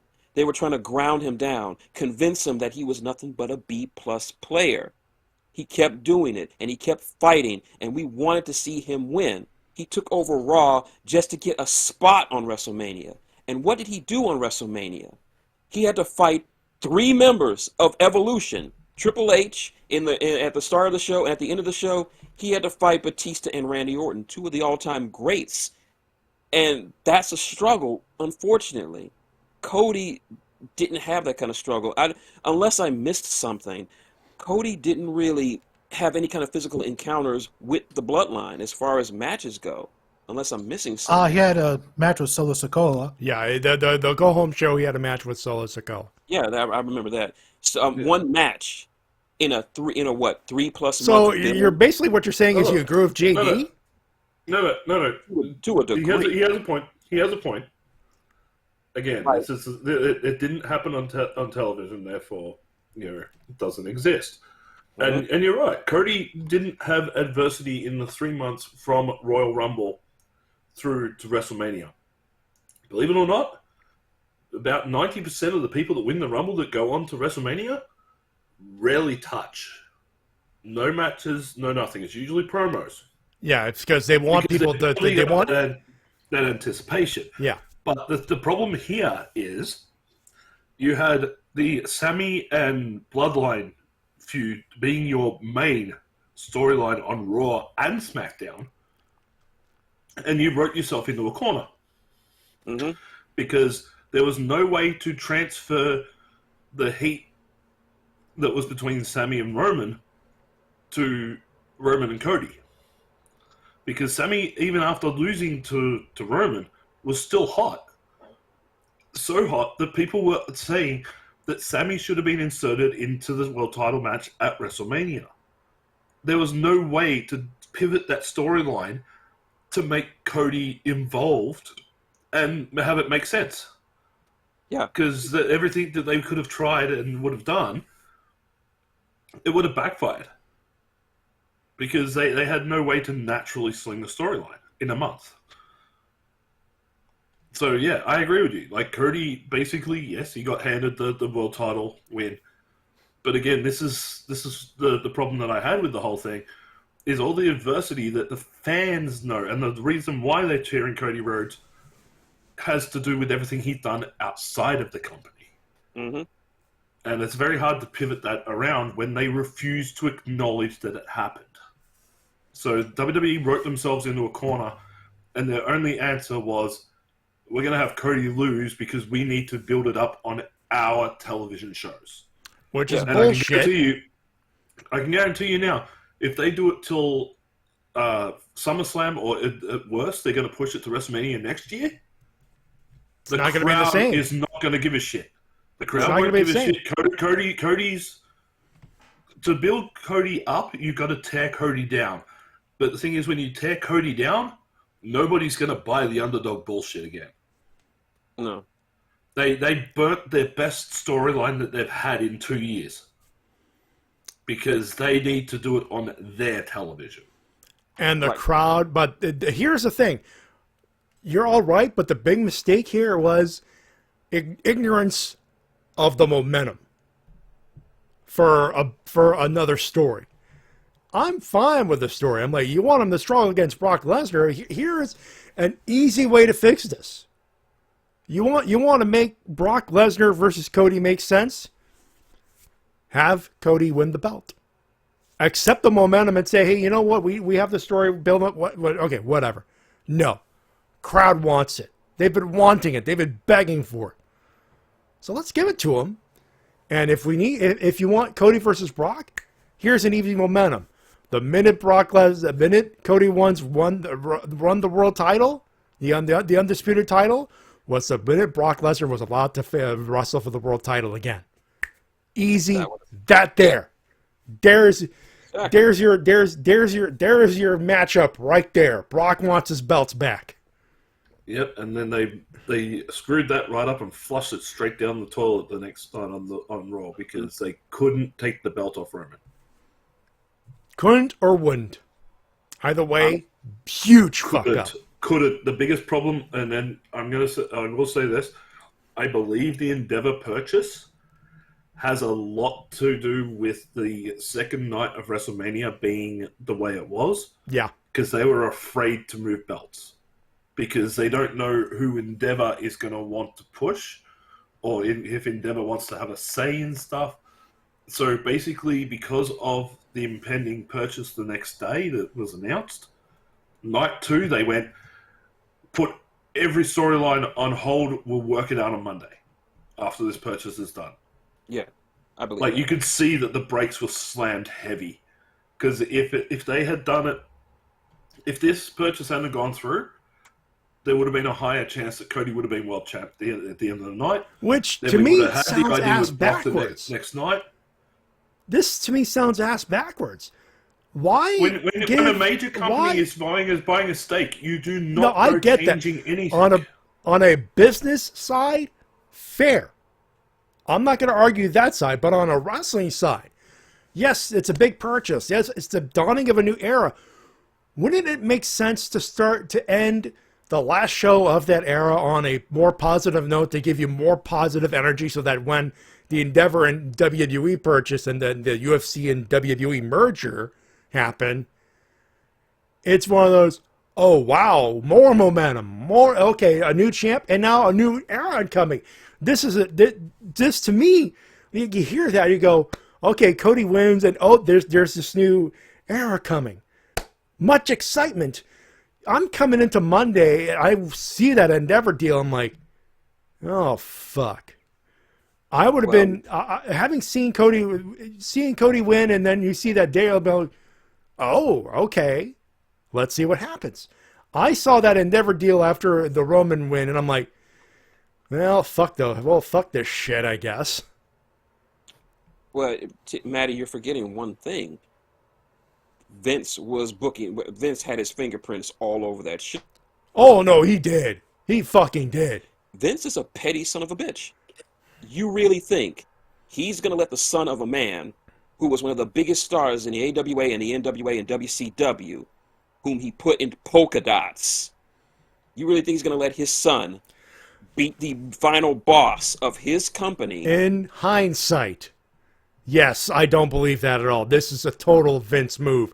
And even Triple H might want a receipt from that throne-breaking thing at Double or Nothing a couple years ago. So absolutely understand that end. I'm just saying, fuck your pettiness. Just let the crowd have a win, for God's sakes. Vince doesn't care about the crowd. Remember, he's the same man who told Rusev that he wasn't over at the height of Rusev Day and that people were only chanting his name ironically. He does not book the shows to entertain the fans. He books the shows to entertain himself. And in his mind, he is not going to go let his biggest champion in the last quarter century get beat by the guy who founded another company that is now their biggest competitor in the entire world. Not Vince McMahon. He ain't going to let that shit go. Dear eventual board members of the new company that will have more control than Vince McMahon, fire his fucking ass ASAP! Nope, not gonna happen. Because as they said in the press conference, the guy who runs Endeavor, 23 years he's been friends with Vince McMahon, and he literally said, if Vince McMahon was leaving, I would body slam him to make him stay. Exactly. So the only way Vince is leaving is in a coffin. I know it sounds morbid, but unfortunately it's true. He is to the people who want me to watch this shit wrong. on a weekly basis, fuck you, pay me! Because otherwise, I fucking quit. I'm yelling at a World Wrestling Federation wall over here. After, what was it, like 7 months of good wrestling out of the Fed? General speaking? Now we're back to square fuck you one? torn down in a 48-hour period. And after that WrestleMania, you want me to... Folks, after that WrestleMania, after that Raw, I was not kidding. I was ready to quit this fucking show. I don't blame you. You're right. He was. For those who don't know, I actually watch a lot of stuff with Matty on a weekly basis. Yeah, I brought it up on the show that myself, you, and TJ, and with a host of others, we watch Dynamite on Wednesdays on our end. And thank you for that, by the way. It's appreciated. Maybe it doesn't sound like it now, but no, I appreciate it.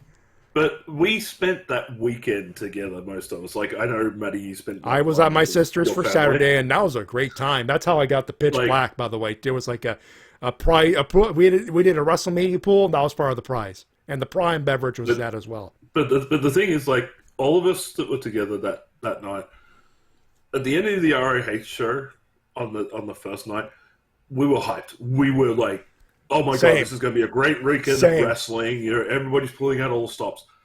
End of night one of WrestleMania. Oh my God, that was a great show. I think that like this could be the big reset, the big save that WWE's been needing for years. Night two, Matty's going, I want to shut down the podcast.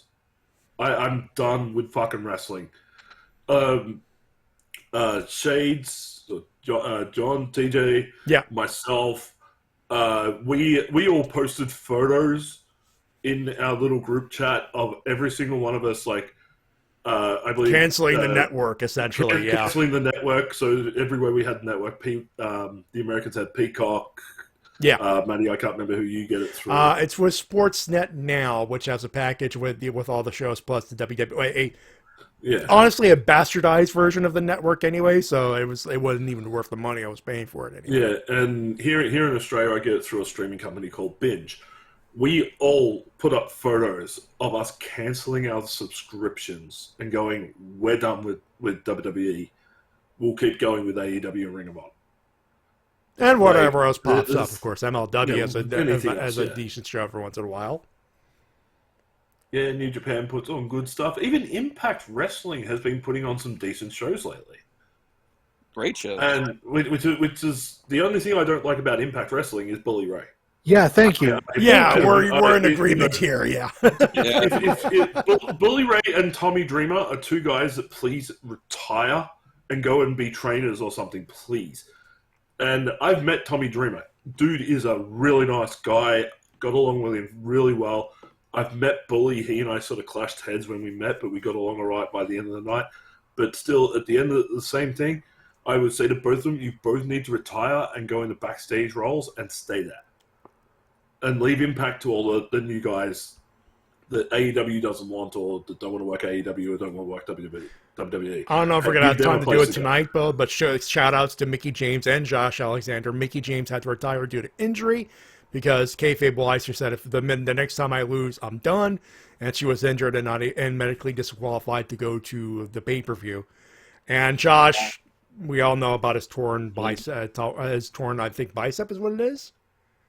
Yeah, I believe so. Poor Mickey. I'll have hugs ready for her next time she comes to Australia. I love her hugs. Yeah, Josh Alexander got hurt at the relinquish. No, it was a tricep. Thank you, CJ. Thank you. It was a tricep, by the way. So yeah, both had to relinquish their world titles respectively, and it sucks. Yeah, but okay. So Matty, you and I have got it off our chest. Yeah. Shin, Tito, what? Please. What say you? We've been ranting. You guys are allowed to rant as well. The second night. TW, you can go ahead. I'm just. All right. It's just really tiring to just have this thing go on and on and on, especially with little creativity in the main event now, because the main event of WrestleMania was literally just a recreation of Clash of the Castle. Solo Sikoa interferes. It was cut, copy, and paste. That's what. Look, if Roman must retain to get 1,000 days as champion and beat the one reign record of Bruno, not the combined reign of like 7 years. Fuck that. But the over 1,000 days, fine. If the match was everyone does their interference and everyone gets kicked out and Heyman is catatonic at ringside, can't believe he's witnessing it. But after like 10 minutes of just back and forth, both men throwing bombs, and then Cody eventually loses. He just happens to run out of gas just at the second, and then Roman just capitalizes it, or just both men just fight each other, and then Roman just happens to win. Clean-ish. I'd be more accepting than cut, copy, paste all over. After getting kicked out, by the way, he was officially ejected. If it's not cut, copy, and paste of Solo Sikoa fucking everything up and Roman wins, fine. He is the final boss, and that just proves it fair. I'd still be salty, but I'd be like, after 2 weeks, I'd be like, you know what? It's not what I would have chosen, but both men looked good in the process. Fair game. And what makes it worse is, during the press conference, Roman says, we're only in the third inning of this story. Honestly, anyway, sorry to cut in. By the way, I had to throw that in too. Roman said we're only in the third inning of the Bloodline story. The third inning of 9. I was willing to give this. Even I was a little upset that he lost, but I was still working under the assumption that Triple H was working the show. I did not want to believe that Vince had, even though his fingerprints were all on it, I wanted to believe that Triple H had some kind of plan. He was going to give us some great reason why Cody lost. And I was hoping for it the next night, but what do we get? Brock Lesnar attacks him because he's jealous because he wasn't in the main event of WrestleMania. And That's not a good enough reason. That's And- basically fuck you. That's why is what they've Yeah. said in It's a not very good- polite marketing way.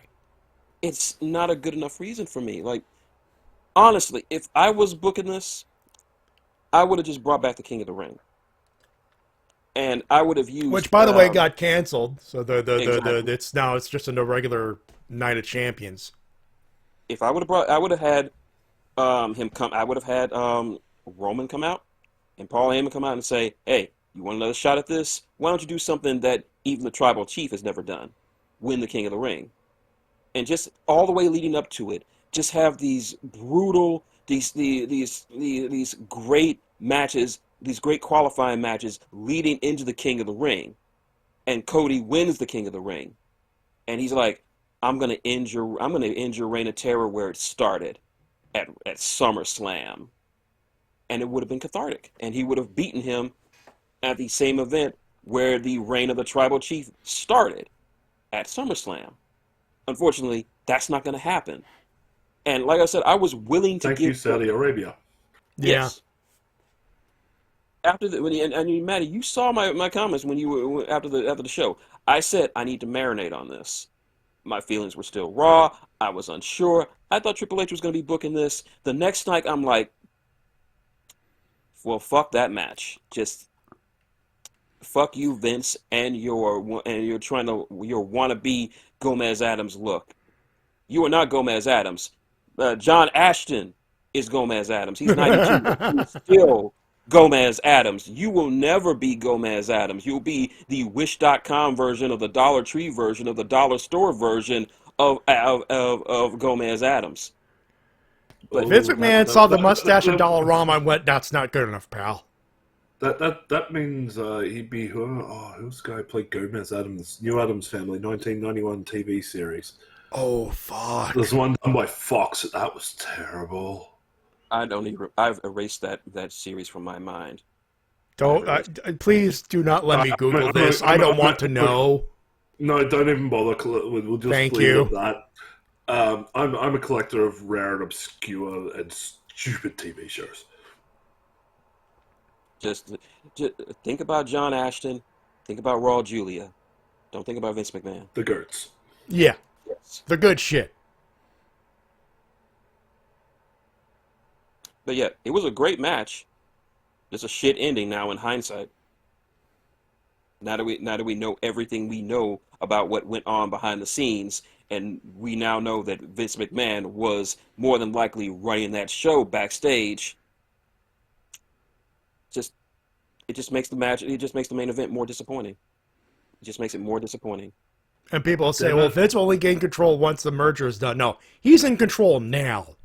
Triple H just has a chief content creator role as like a standby. That's it. He won't be in the weeds. He's in the weeds already, asshole. He's just trying to deflect. No, he's not. He's not in the weeds. He's working from home, like a lot of us are these days. Because, Fair. This is the thing. Okay, I will say this about the wrestling news sites. They are eating this whole thing up, like reporting on whether Vince is at Raw or SmackDown every week since. Like they knew he was at the one after WrestleMania, which was an absolute shit show. Mm-hmm. Since then, he hasn't been at a Raw or SmackDown. However, all reports have been coming in that the scripts have been sent to him for approval and come back with changes. But he doesn't do the changes on the fly like he does when he's at a live show. So he's sticking to what he said. He said in the thing, in the acquisition interview thing, that he was working in a higher position, but he is not in the weeds. For now. For now. The day the merger goes through and is approved and everything else, you can guarantee he'll be sitting back down at Gorilla every week. But for the moment, he's sitting at home or he's sitting in Titan Towers or whatever they're rebuilding the building from what I remember. Yeah. And he's sitting there with his T-Rex skull and he is getting final say over the shows at this point in time. So don't take any offense to this, Mase, because I've read the same thing, and the first thought that comes to mind is this. I don't trust Vince. And I don't think you trust Vince even with what you're saying right now. I know. I don't. But that's what I'm saying. He's not in the weeds. He's not doing it live. However, he is getting final say. And all of scripts for the shows have to be approved by him. Either way, he is still in control. That's the bottom line, is what we're trying to get at. Still in control. Yeah, that's the bottom line. Which gets me to this here, you know.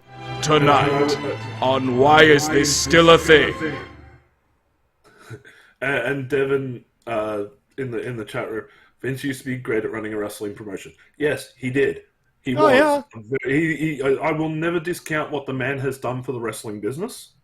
Mm-hmm. However, since about 99-2000, when WCW closed, after that was when Vince stopped booking a wrestling promotion and just started doing television and just doing it his way. Fuck what the fans think. Fuck who the fans want to see. This is Vince's TV show. You got to remember, Vince isn't booking wrestling anymore. He is doing sports entertainment. He is writing a television show. He has basically turned one of the greatest wrestling companies on this planet to the equivalent of Netflix's Glow series. Or, what was that? That Wrestlelicious, where it was a TV show with wrestling as a vehicle. Yeah, you're thinking more Wrestlelicious, because Glow on Netflix was actually decent. If I'm being honest. That show deserved a finale. Yeah. Yeah, that Glow series deserved more than what it got, to be honest. Yeah. That was actually a really good show. And Enigma Extreme? Same with Heels. When are we getting another season of that? That was a good show. Next year. By the way. Okay, good. Update. John Morrison won via knockout. Yeah, TKO on Twitter. He defeated the Sauce Balls. Nice. So, yeah. Enigma Extreme in the chat. Do you want wrestling? Go to AEW. Or New Japan. Or Ring of Honor. Impact Wrestling. Your local wrestling indie. Yeah. Yeah, always support your local product, people. Oh, shit. This is pretty big news. What's up? Dave Finley just added a new member to the Bullet Club. Who is it? Who? Former LA Dojo competitor, Clark Connors. Oh, all right. Big strong boy. All right, yeah. So they're reloading the Gaijin portion of Bullet Club. Good call. Yeah, it's a good get for him. Good for Clark Connors. He deserves something. Yeah, right, the T-shirt will be a little stale, but hey, you know what? Get some exposure on the kid. Why not? Is it time to rate night 2? Yeah. Go ahead. Mase, kick us off. Sorry, I'm sorry. I leaned back. I'm like, all right, I'm gonna let the guys talk. He's like, wait a minute, I need to tell Mase he gets first rate. Well, if I was a very salty man, I'd go with the classic -5 stars. Oh, and that would be unfair. But that would be unfair. That would be unfair. Look, I'll give the outcomes weren't what we wanted, but the guys still put on a good show. Does this beat night 1? No. Fuck no. I would put this at a 3, maybe a 3.5 at best, just due to the booking decisions involved. The wrestling was still very good, with the exception of that women's showcase match. That was abhorrently bad, and Omos versus Lesnar happened. Lesnar. Yeah, that was a thing that I quickly just tried to get rid of my mind, which was somehow overwritten by the next night's Omos versus Elias opening up fucking Raw. But yeah, look, when you got to the halfway point, once you got to that triple threat match, they put on solid matches, but the results weren't what we were looking for. So yeah, I'd say like a 3.5 at best. Yeah. I was bouncing back and forth between these two, and honestly, like Mase said, they were some good in-ring action, just the booking, and a few of the matches just didn't have any heat on them. Like Omos and Brock was a match, between two wrestlers Yeah. in a wrestling ring, Yeah. and they did wrestling moves.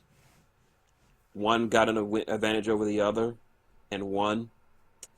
But the thing that the match that really put this over for me is that triple threat match. That is the only reason you should watch the night 2 of WrestleMania. That's the only reason you should. And just having, but the counterpoint to that, Shane McMahon should not have been there. Period. You could have put L.A. Knight or Bobby Lashley or any number of guys who could have worked that spot and made Miz eat shit. Oh, the stupid thing is they had Bobby Lashley come out that night just to show us the trophy. And you could see the look on his face. He was like, I should be wrestling on this show, you dumb motherfuckers. This man was throwing up open challenges on Twitter. He was publicly saying, put me on the card even for I'll take a 2-minute squash. Just put me on the card. I've earned at least that. Here comes the money. Ah, fuck. This is like Billy Corgan putting the belt on Tyrus when Matt Cardona is right there. It's a missed opportunity. So I'm going to have to be a little unfair and just say 2.9. Just 2.9. Well, I'm actually going to be crueler than you should and give it 2.5. See, that's where I was leaning for a while. Was 2.5. The thing is, it's not just some of the outcomes were off. It's the main event outcome was off, and the first 2 matches really dragged the show down. Especially that first one. Oh, God, that was such a waste of time. Mm-hmm. I feel really bad for being generous now. No, did you know? You can be as generous as you want. That's fine.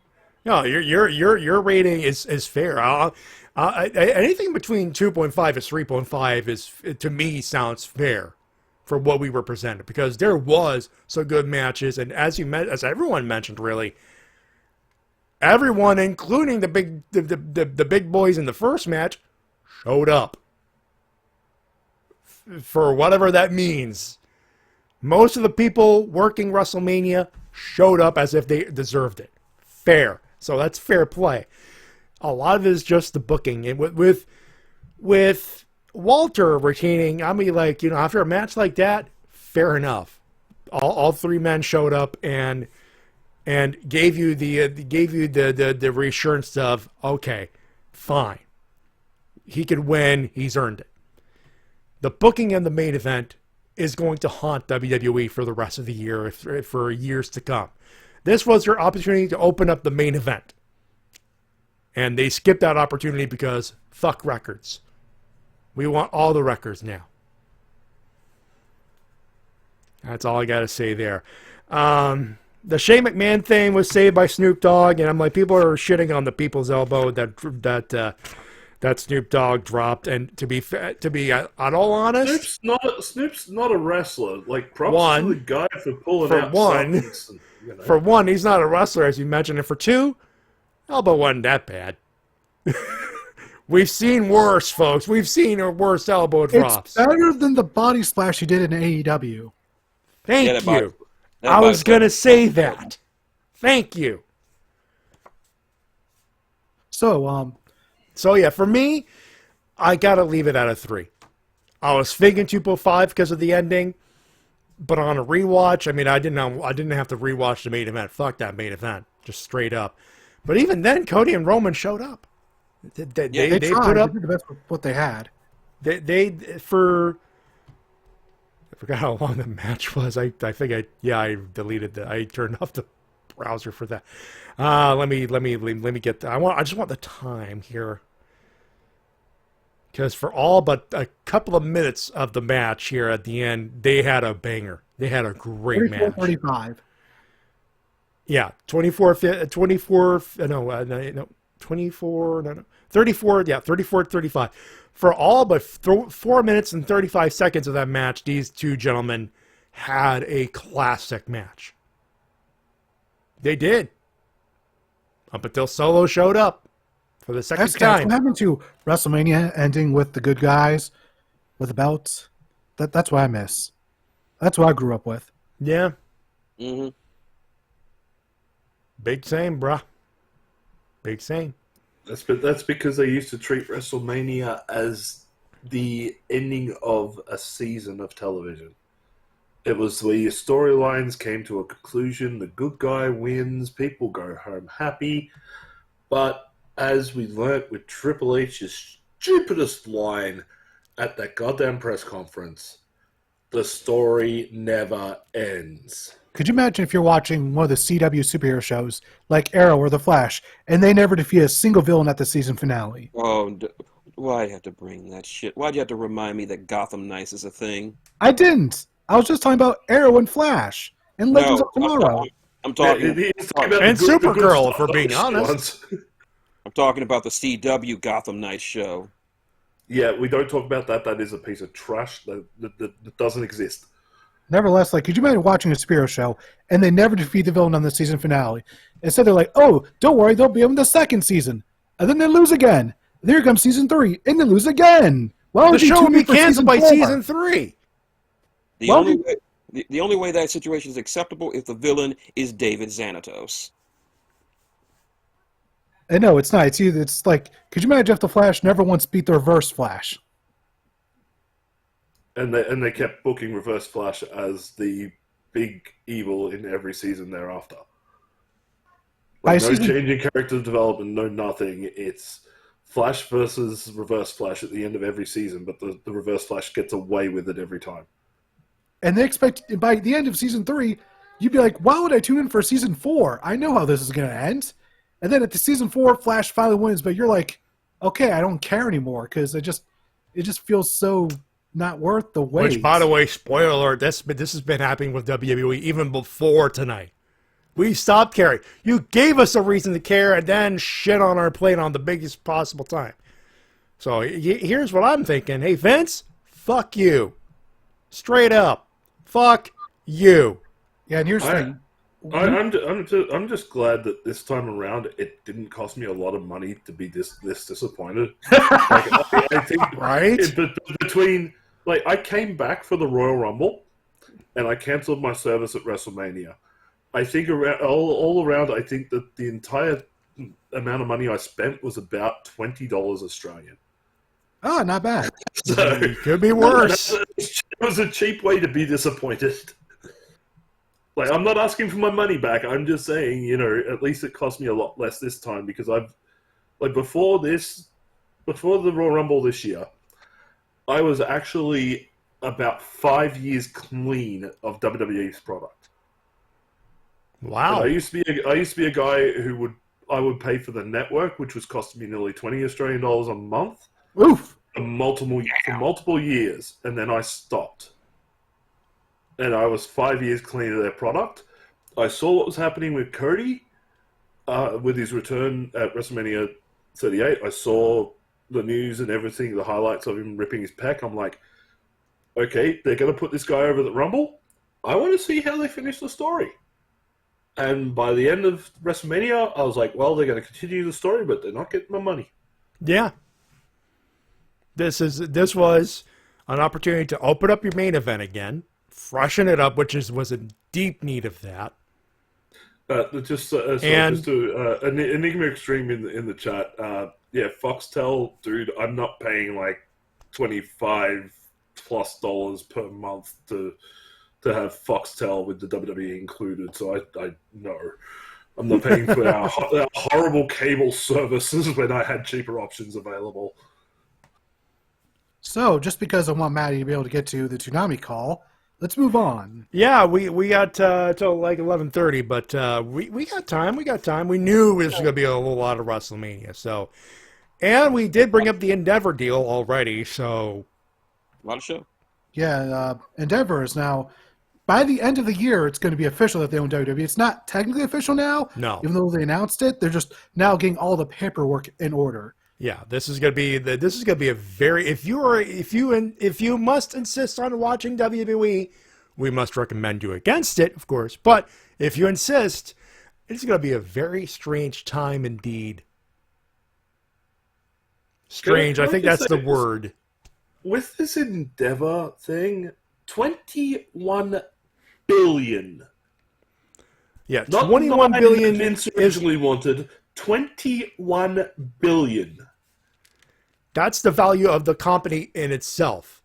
The company itself, the WB itself would be around the 9 billion with a B mark, which the thing is with Endeavor is whatever the new parent company is going to be, they own UFC and WWE, and they're going to be separate. As in, Dana White's going to be able to run UFC the way he wants to run it, and Vince will want to run, will get WB to run it. There's not going to be crossover unless you want brand synergy. But I'm not going to. The short version is UFC and WB under one banner, run separately. Believe Vince, as far as WWE, is going to own some controlling share. He's going to retain some control share, but he's not going to have majority control, from what I understand. And the value overall of the company in itself, once the merger is complete, will be around the 21 billion neighborhood. That's the short version.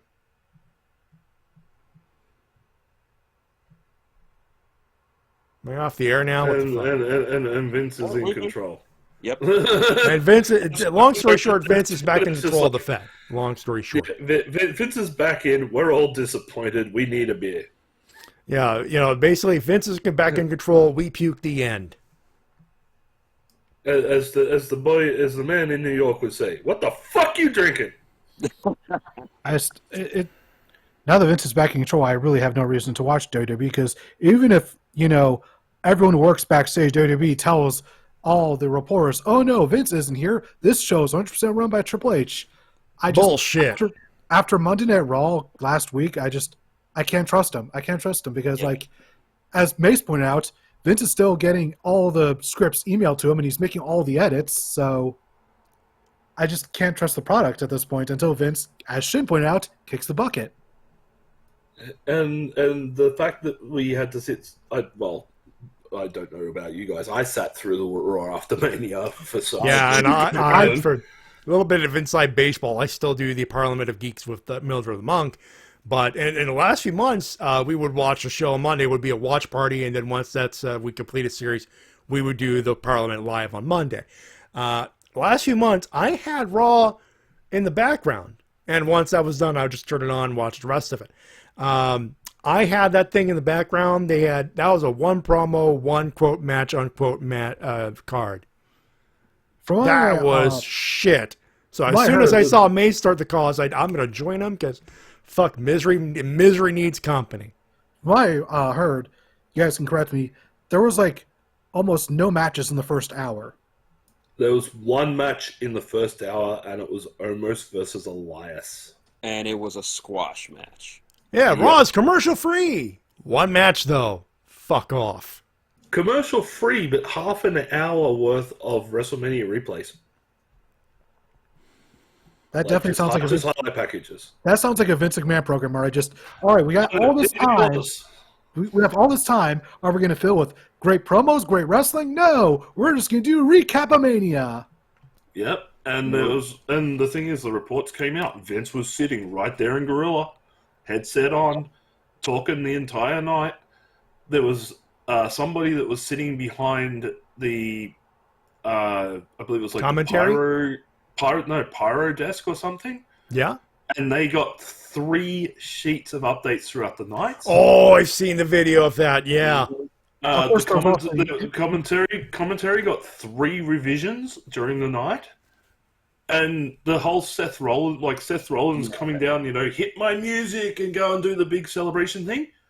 They went to commercial. He's standing in the ring. The producer comes up and says, "Yeah, you got to end this and get out."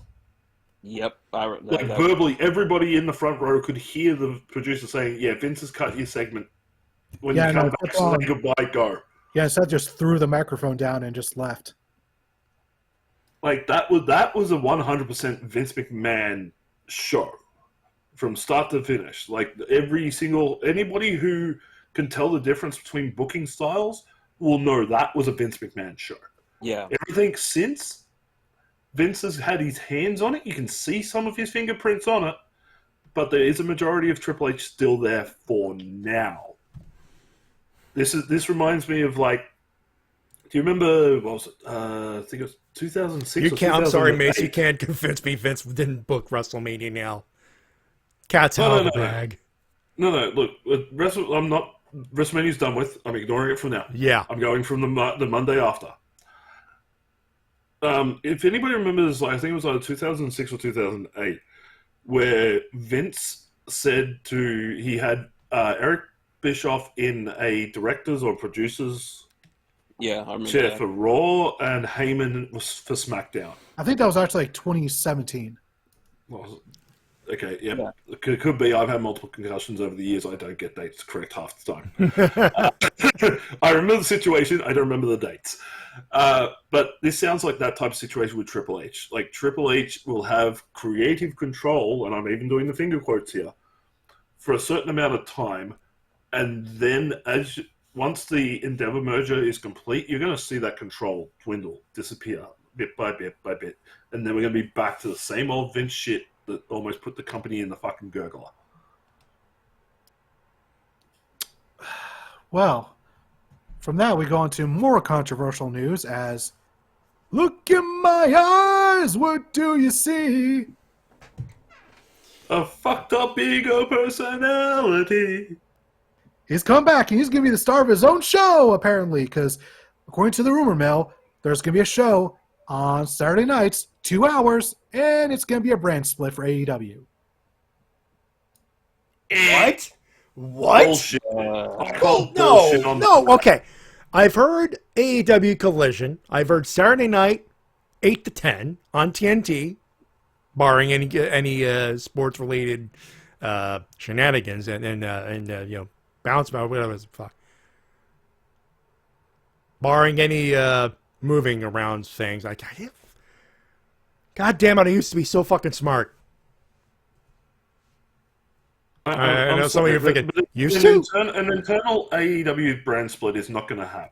Fuck no. If they were going to do it, they'd start doing it now. Yeah. Okay, they've already got Ring of Honor, so you can already split some of you guys off in the Ring of Honor. If they're not going to do And it that way, Enigma they're is not already gonna do it fantasy in the- booking Punk versus Omega and Wembley. No. Get it out of your heads, folks. No. You Get want out of your money at heads. He's Wembley. done. Mace, want you and I money can at agree Wembley. on this. Yeah, if you want money at Wembley, the one you want to draw, because remember, you're having to draw a UK crowd. They are very different to the Americans. Punk versus Omega, yeah, okay, that'd make money, but it also rewards Punk for his bullshit that he's yet to apologize for. But if you want the Wembley main event, Omega versus Ospreay 3. That's your You money already maker. you have two at Forbidden Door, which would make me happy in my head place, by the way. Just saying. I will call it now 2 at Forbidden Door, 3 main events Wembley. Fourth Forbidden Door will be subtitled Forbidden 4. Saying it, call it now. Because, and I have said this internally with our little group a few times, and I've even expressed it on my Twitter and everything else. If you are booking Wembley show, you bring some big names from AEW, you bring some big names from New Japan, and you go to the UK locals. You get the names in the UK wrestling scene right now, probably Ospreay, Gato, Aussie Open's big over there at the moment. You bring them in, you bring them on the show. That's how you sell Wembley. And don't bring them for one. Give them like a couple of weeks to build, at least, you know? News on that, by the way. Currently, there's over 50,000 people pre-ordering tickets. Yeah, 45,000 sign-ups for the pre-orders. Yeah. Yeah, because they're not going to. Because according to the WWE trolls, they're not going to sell Wembley at 90,000. Okay, yeah, they're not going to hit a full 90,000. You're going to lose as anywhere between upwards of probably 10,000+ seats in production equipment alone. You got to remember they're going to have places for the cameras, for the main camera to swing and everything else, which blocks off entire sections of the stadium. So realistically, if it's a very minimalist LED board set, you're probably looking at I would say 70,000 if you're generous. 70 to 75 high end. Yeah, It's not going to be the 90,000, and of course the Fed 50 marks lower, or the easy. Fed stands are going to go and they're going to shit on it. But go ahead. I didn't mean to cut you off there. No. Look, 50,000 low end. Yeah. 75, maybe push 80,000 high end. Yeah, it's not going to beat SummerSlam 92. That's fine, but they're going to come close to it. Look, You know, a successful night would be double their current attendance record, which would be around 21,000. So 42,000 in Wembley Stadium, which is, as Tita mentioned, 45,000 signups, very doable. And there's the reality of it, like someone tweeted that same stat and said, if every one of those people go 2 tickets, they got 90,000 easy. Now, chances are that's not going to happen, but 45,000, they're no matter what if they're projecting 50 to 70,000, they're going to do it. They are going to sell out or come extremely close to do it. Yeah, and that's the thing a lot of people seem to also forget as well, is the loss of seats due to production equipment. Yeah. Plus the loss of area due to backstage or like the stage setup, because the stage being a certain height means you're also going to lose a certain amount of seats. Like you might lose probably the first 2 tiers. But then you also, the seats you get on the ground, which is an easy 10,000 on the ground. Not even. Like you'd be lucky to clear maybe 2 to 3 on the ground. All right. So like I said, like you're going to be looking 75 high end, 50 low, which is still a great thing for AEW. You know, it's not going to impress the WWE stands. That's fine. Fuck them. Shit, At this point, fuck them. But you know, that's going to be a great thing for AEW because it means that AEW is at a level where their product is well known on international markets, that they can start touring internationally. You know, the UK would only be a start. From there, they could start looking at doing Japan. They could start doing, they do some more shows in Canada, maybe do a show in Mexico. Yeah. Do a show in Australia, do there it New is. Zealand. You know, And if it happens at Mase, if it happens in Australia, you're ringside. Depends on the price of seats. Fair. But it means that AEW has enough confidence in their product that they can start doing international tours. And if the international stuff starts to draw, then guess what? Vince McMahon can't go, well, they're not a competition for us anymore. Well, I'm sorry, but the second they start doing international touring and start doing big sellout shows, guess what? They're called competition. And unlike WWE, who won't move in the face of competition anymore because they think they're too big to fail. Gee, that sounds like a global financial crisis. Mm-hmm. AEW will try and find a way to pick up that crowd that WWE neglects, which is wrestling fans.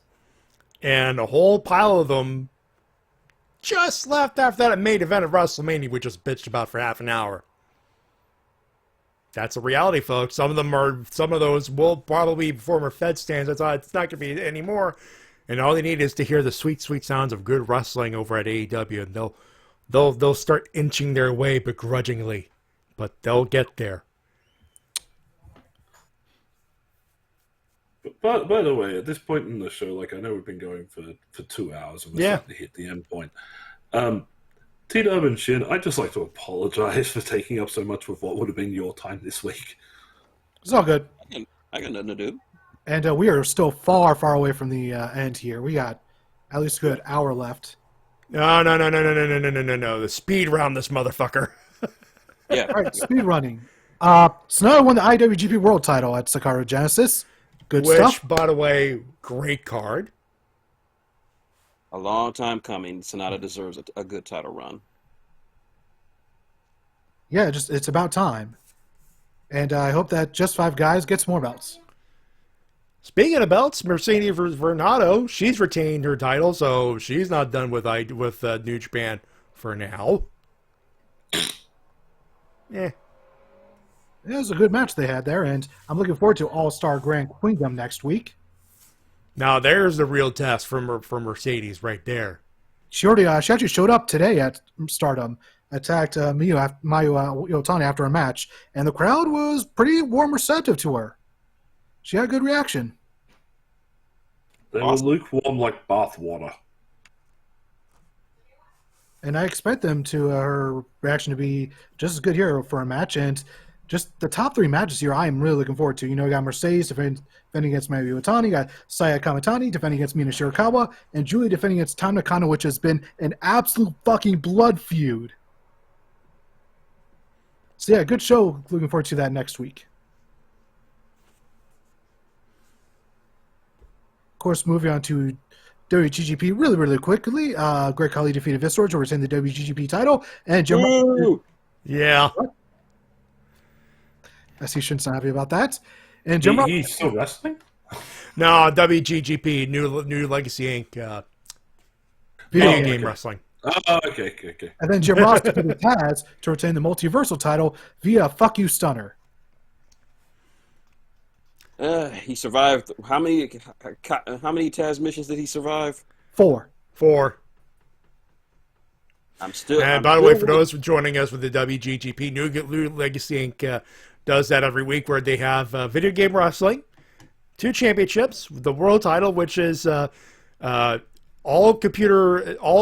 games that are eligible need to be computer versus computer. And either DLC or in-game wrestlers. You can't do create a wrestler on those. The Multiversal title is all for computer versus computer, all CAW only, like create a wrestler only. I already put in my suggestion for Jim Ross's next opponent. All right, who do you got?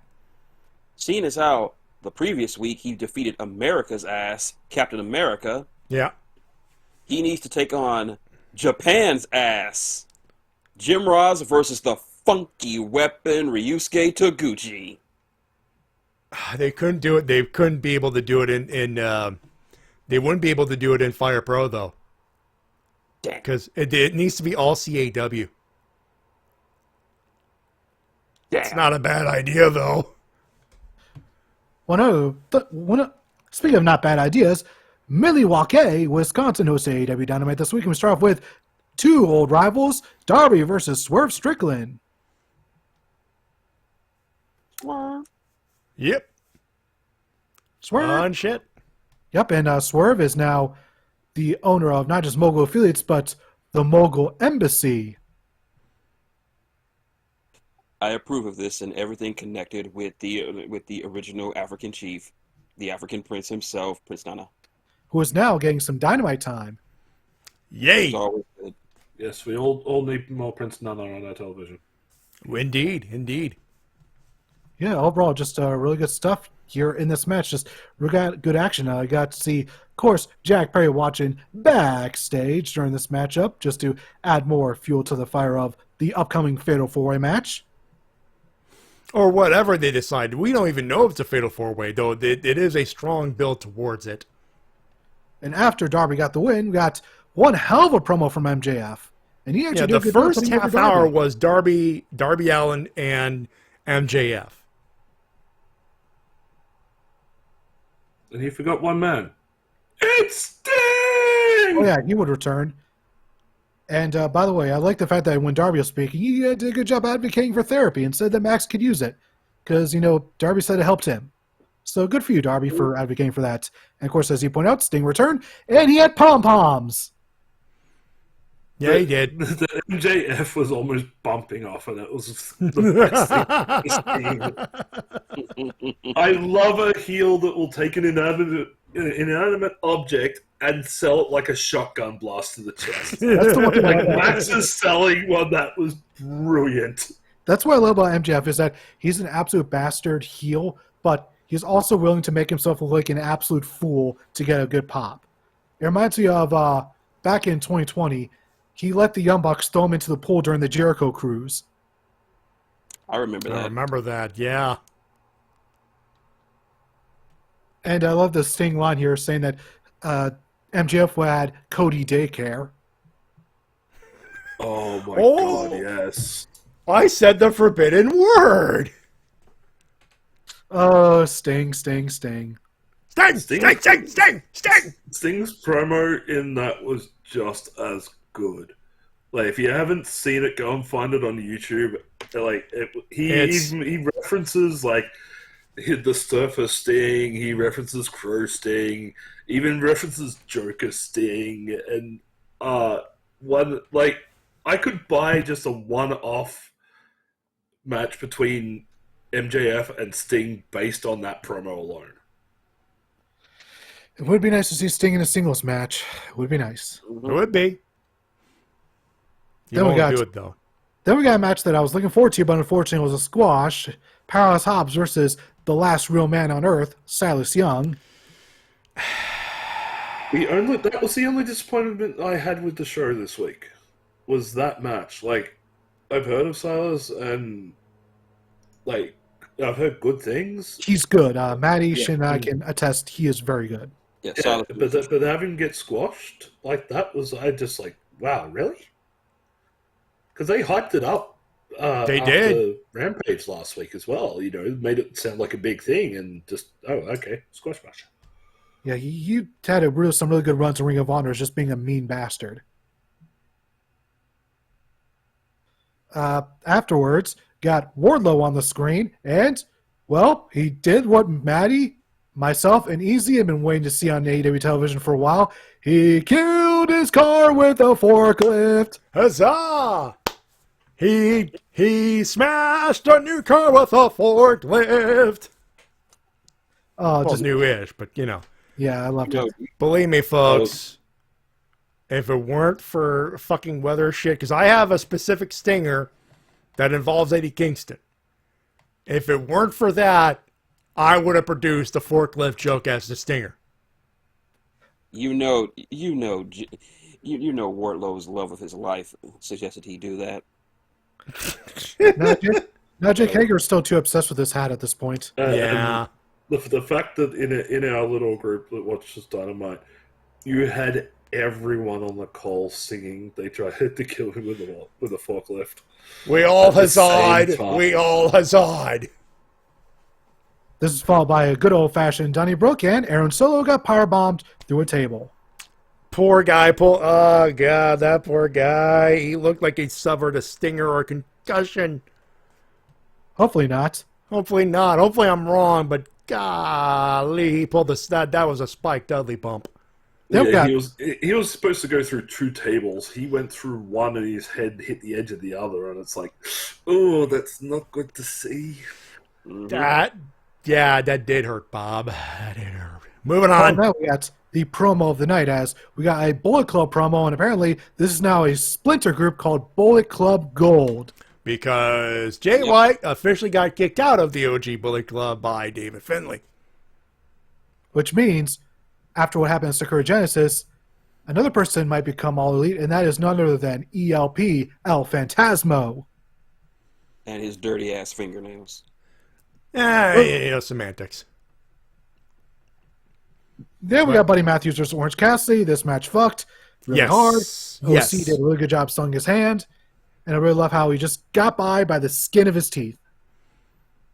And of course, Excellent. my boy looking as strong as a Mack truck. Excellent ring psychology. Part of me really was hoping that Buddy would win the match. So many people online were agreeing with you. They were like, "Oh my God, Buddy should not have lost this match. Give that kid a title run." It would have been an audible being called would have been such a good idea here. Yeah. I think they were saving the title change for Malachi Black. Which also could be good. Yeah, no, Not gonna lie, I want to argue it for Mase there because it's Buddy Matthews is his boy, but Then we know got My boy, an old training partner back in the day. yeah. Then we got Christian Cage Luchasaurus promo, looking intimidating as always. And then we got the Uzi and Best Friends challenging Ozzy Open on Rampage. We'll get to that later. And then we got a nice little Ethan Page promo. And then Matt Howard and Ethan Page had back and forth on their promo. And then they went to go towards the ring. And then they got attacked by Lee Moriarty and Shin's favorite boy, Big Bill Morrissey. Before we get to Big Bill, the context of the promo was Ethan Page got screwed over by Matt Hardy, but Ethan Page said, "Wait, time out. I still control the contract. I want answers. What the fuck happened?" And of course, Matt Hardy goes, "Well, you should really look at the fine print, bud. Turns out if lost, we're no longer part of the firm. Technically, you would still have your control of the match, but we get a match, and if we won that match, then we are no longer, our contracts are our own, and we are back with All Elite Wrestling, not under the firm." Long story short, shenanigans. They're trying to separate each other from the firm. Long story short, now Big Schmaz. Now we go to Big Bill. Did somebody say Big Bill Morrissey? I said Big Bill Morrissey. I know that guy. Yeah, I work with him in AEW. You know, Big Bill Morrissey goes about 50 meters, about 1,000 kilograms. You know, he's the only wrestler that Masaru Suzuki won't fight. Really? Yeah, he won't explain why. He's also, Toru Yano once tried to cheat him in a match. Almost got his head bitten clean off, and it was perfectly legal according to the ref.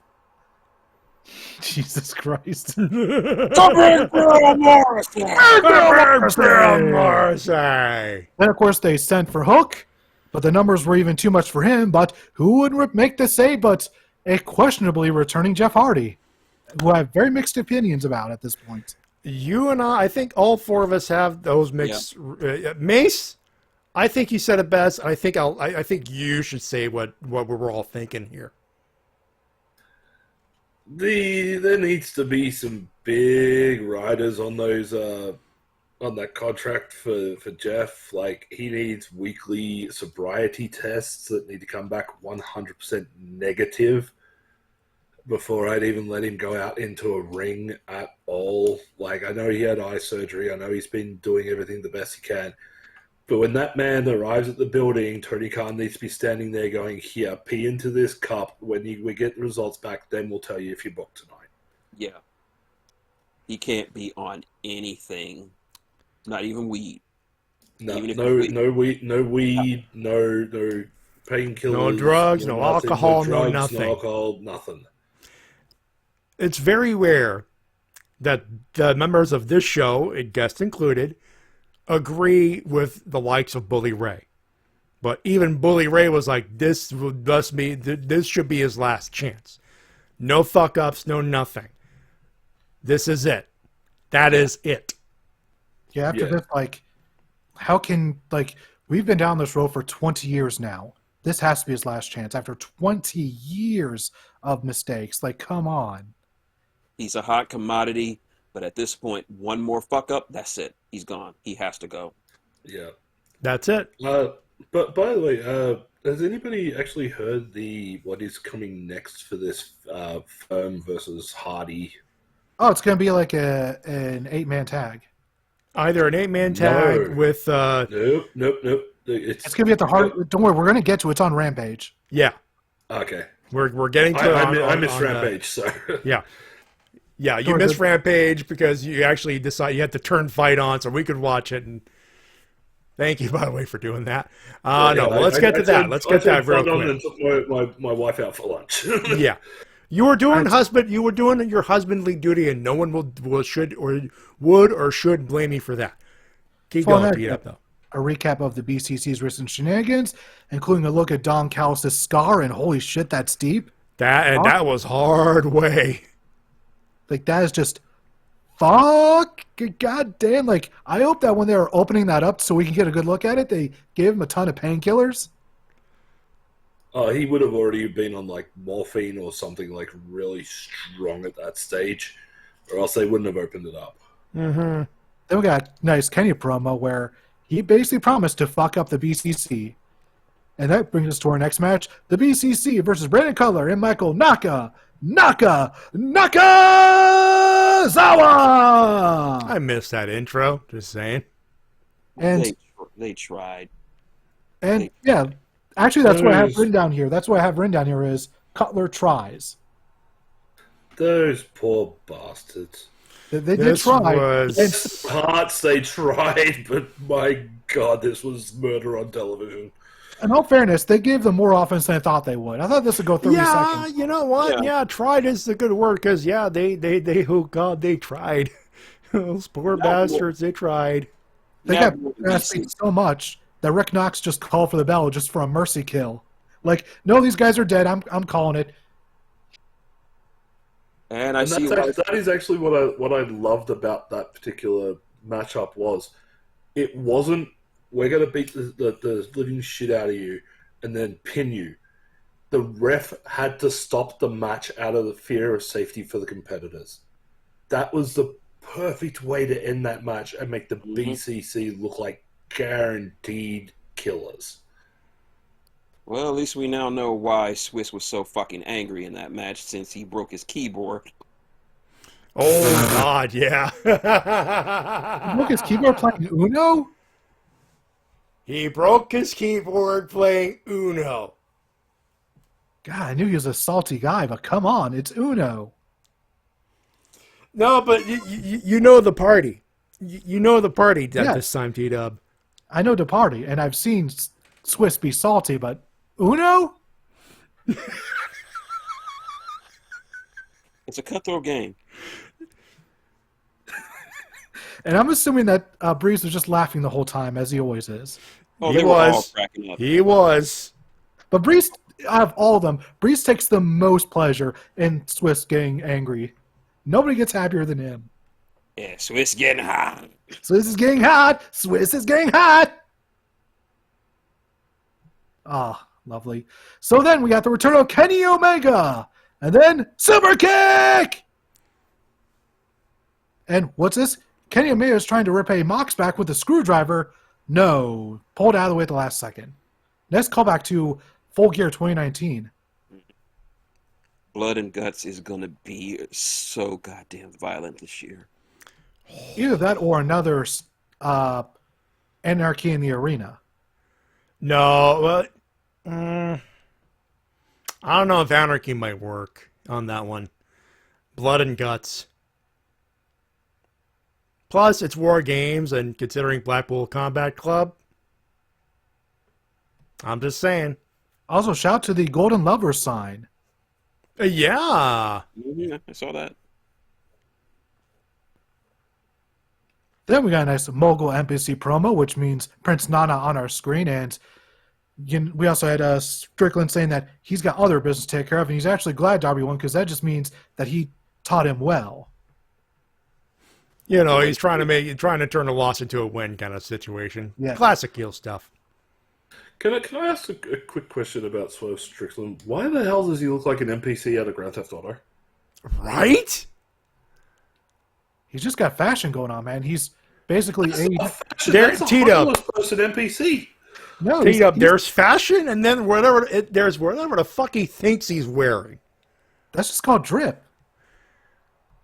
All right, I'll admit to be the whitest motherfucker in this room, but that's not fucking drip. I'm sorry, no. No. He looks homeless. As the only black man in this call, I can officially speak for all black people, and I can say that is indeed drip. That is? If that's drip, I'm calling some plumbers to cancel it. The drip is real. Shin, are you sure? Are you guys just not seeing any recent fashion trends at all? Hold on, let me converse. Let me converse with the king of black people. Yeah. Morgan Freeman confirms that is indeed drip. Well, I can't argue with Morgan Freeman. So anyways, we go from that to Rio and Sky Blue, who, by the way, Sky Blue, nice lead right there.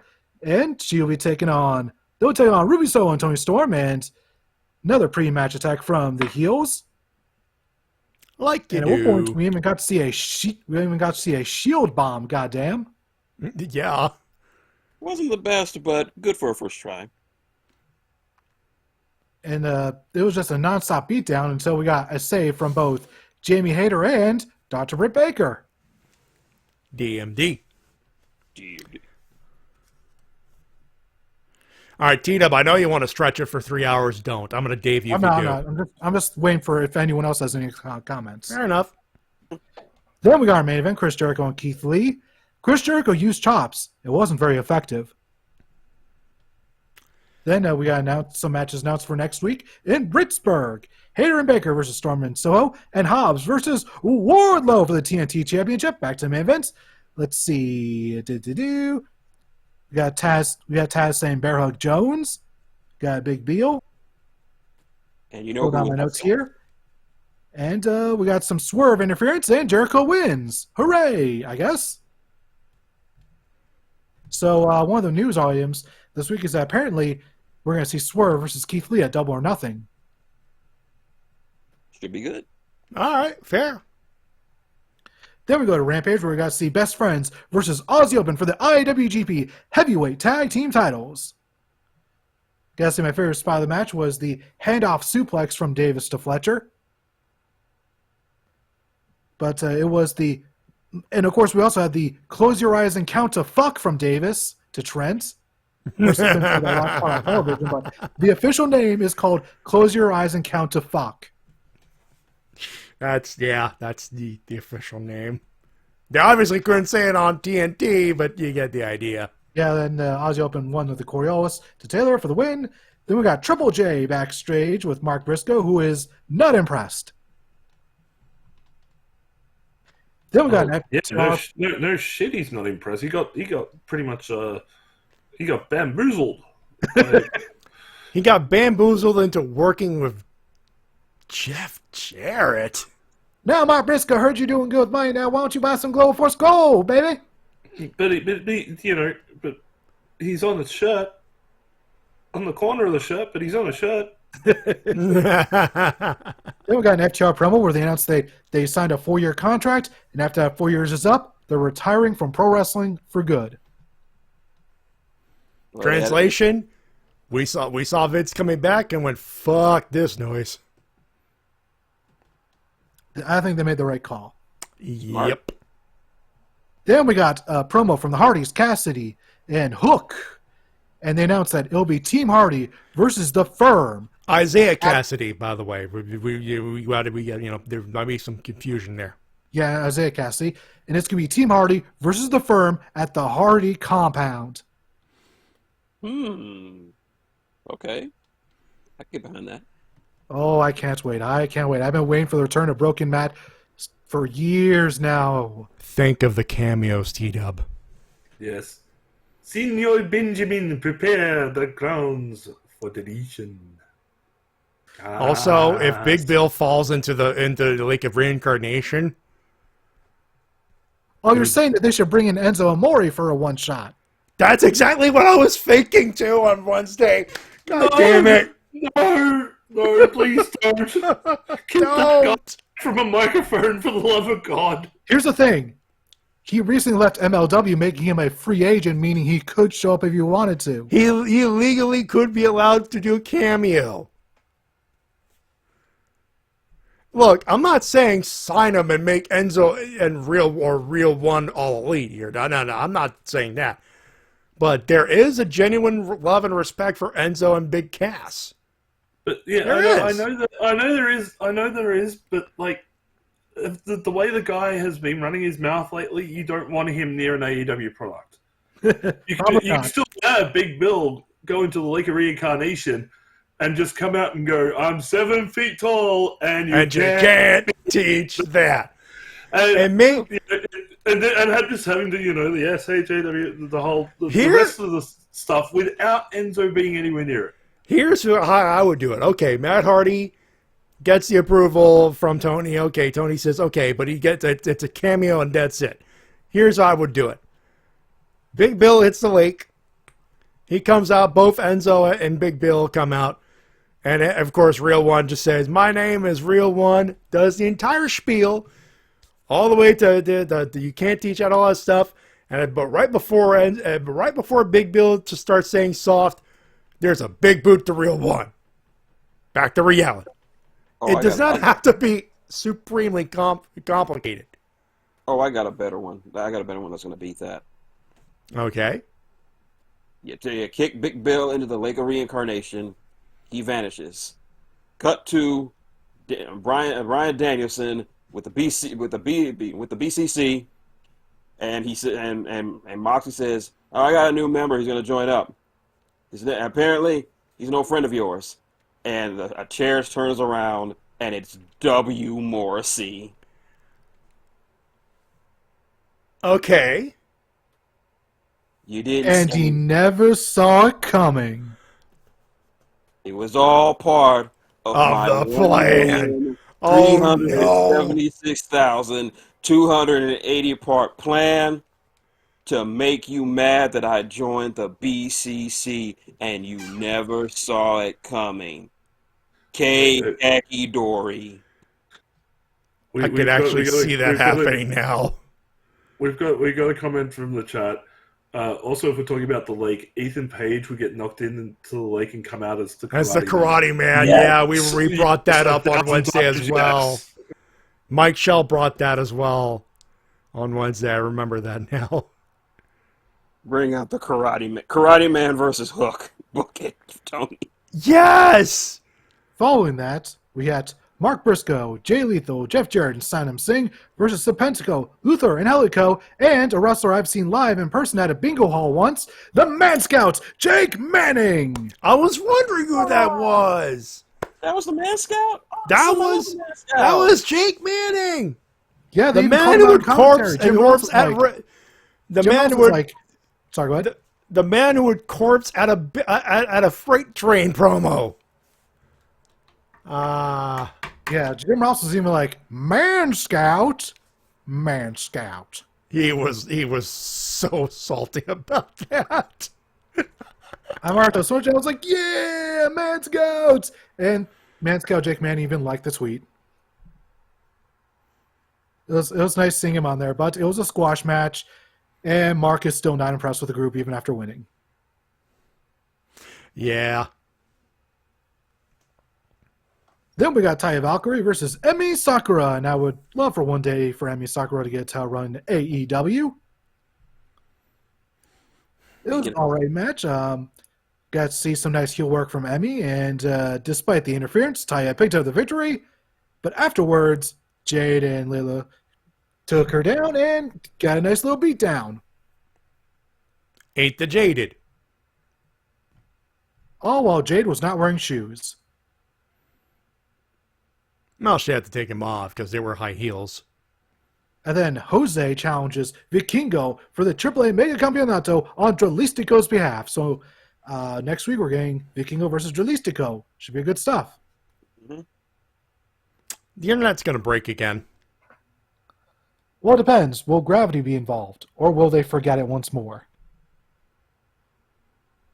Break like peanut brittle. Yeah. Then we got 2.0 and Jake Hager rapping. Cringe. Purpose cringe, but nevertheless. The Acclaimed attack, and then Daddy Ass almost scissored Daddy Magic's nipples off. Literally, had a pair of them. He can't do that, but if he cuts off the nipples, then they won't be hard anymore. And we need to know what makes Daddy Magic's nipples hard. That sounds like a personal problem. Yeah, just Dave. Look, I like Matt, but not that much, dude. Come on. You gotta get down with the gimmick, man. It's Daddy Magic's nips. God damn it, I hate when you're right. Moving on from that, we got our main event. Jungle Boy Jack Perry versus the returning Perfect 10, Sean Spears. And a great main event, too. Yeah, these two brought it. And Sean is so fucking underrated. He very much is. And we got my favorite thing is the fact that the crowd is now chanting 10 at all the ref counts again. Remember that from 2017? Pepperidge Farm remembers. It's back. In pod form. You know what? I'll take it. Remember last... It gets more Sean Spears on television. Yeah, you know what? Yeah. If it gets Shawn Spears on TV, thumbs up. And Jack Perry picks up the victory with a reversal from one rope into another for the win. And afterwards, we got a nice code of honor handshake. Awesome. And that's all I have for this week. I'm exhausted. Yeah, let's go. I know we might have some more, but no, let's go straight to winners and losers because I want to actually go to. I need to pee. Shit. So we start with Mase. Let's do some losers first. My loser this week, I'm gonna give it to what probably a lot of you won't give it to. I'm gonna give it to Mr. Dax Harwood. Aha. Okay. Dude, I know you're friends with CM Punk, and you think that having you guys and him team up to go up against the Elite is going to draw money. Shut the fuck up and shut your mouth before you lose that 4-year contract you just fucking signed. CM Punk should not go anywhere near AEW. He should be paid out, told to go sit in Chicago or whatever. Putting Punk on television is probably the dumbest thing you're going to do, and it just sends a message that the guy can get away with whatever he wants to do. He has not publicly apologized to anybody. There have been reports he's willing to, but that sounds like a load of bullshit to me. Unless the guy is willing to come out and do an apology first in front of the crowd for all the shit he talked in front of his boss, then an apology then maybe work. But Dax, you should not be advocating for the man you know is in a bad spot, because shit can be transferred and shit stinks, and if you hang around shit long enough, you're gonna smell like shit. It's gonna fucking come back and backfire on you. Shut your fucking mouth before it gets you in trouble. I have my thoughts on this. I'm going to give it a minute because I got to give it to Shen and T-Dub first. D-Cell Battery Award. Sure. I would love to give it to Vince, but there was one person on WrestleMania weekend that really, really pissed me off. I have forgotten his name, and I'm not going to bother looking it up. Whoever that fucking Mexican son of a bitch was on the pre-show. I don't know who the hell he was, but he sounded drunk, high, or both, and he got legitimately heated when they previewed the Mysterio match. It's like, Dominic Mysterio, he should be beaten, he should be flogged, and he was so goddamn cringe. Like, dude. For the record, not Gabriel Iglesias. Hell no, I'm not talking about Fluffy. I love Fluffy. We all love Fluffy is safe. Fluffy is safe. The other douchebag.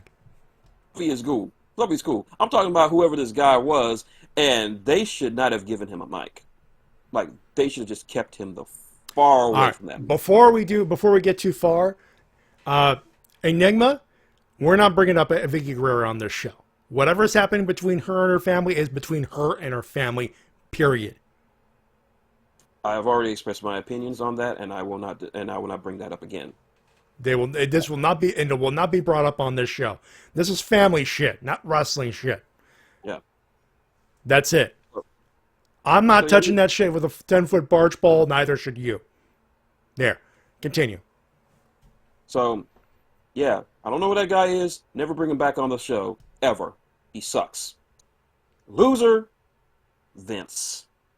For fucking up 7 months of watchable and good wrestling with your bullshit and your cheesy ass mustache, and for giving us the absolute worst Raw after Mania ever. There is no comparison. It took years off my life, and I hate you, Vince, for fucking it all up because you just couldn't stay at home and just count your money and just leave us all alone. So, congratulations. I am now going back on my self-imposed exile from the WWE. I hope you're happy, Vince. You're not alone in that fact. T-Dub. Much like Shin, I have to give it to Vince McMahon. Just so much potential just thrown away. I'm sad. I'm so sad because I was starting to really enjoy WWE. And after night one, I was like, oh, I can't even remember why I was mad to begin with. This is a really good product. And then night two reminded me of all the things I hated about this company. God damn it. All right, for me, WWE for betraying our trust. Fuck you. Wait, did you say betray? I'm not even giving him the courtesy of the Spoonie Bun T-Dub, and you should know that. We ain't putting him over more than we have to. Vince McMahon, for the same fucking reasons. Go fuck yourself, old man. You should have stayed out. The Ice Storm for fucking up the show last week, though there wasn't much to fuck up, as you could tell. Fun show, though. Ric Flair for saying, no, Cody should have lost. You're wrong. JD from New York saying Cody should have lost. You're wrong. And Dax saying CM Punk should come back. You're wrong. Punk fucked it up his own way. He fucked it up. It's his fault. It's his fault. It's his own fucking fault. Now, if he comes back on TV, does exactly what Mase said, benefit of the doubt. If I don't see that, you're in deep shit. So is Dax. Let's do some winners. Back to me on the winners? Yipper. Yes, sir. All right. My winners, I'll carry this over from like WrestleMania through to now. Rhea Ripley, Indy Hartwell, Bronson Reed, and Buddy Matthews. Buddy Matthews. There you go. Buddy Matthews. I wouldn't say Buddy Murphy for a second. Yeah, I still have that tick. I still have that tick, so yeah. I'm not. I don't blame you. Four of the best Australian wrestlers on the main scenes right now. They are doing our country proud, and they are getting into some really good spots in their respective companies and divisions.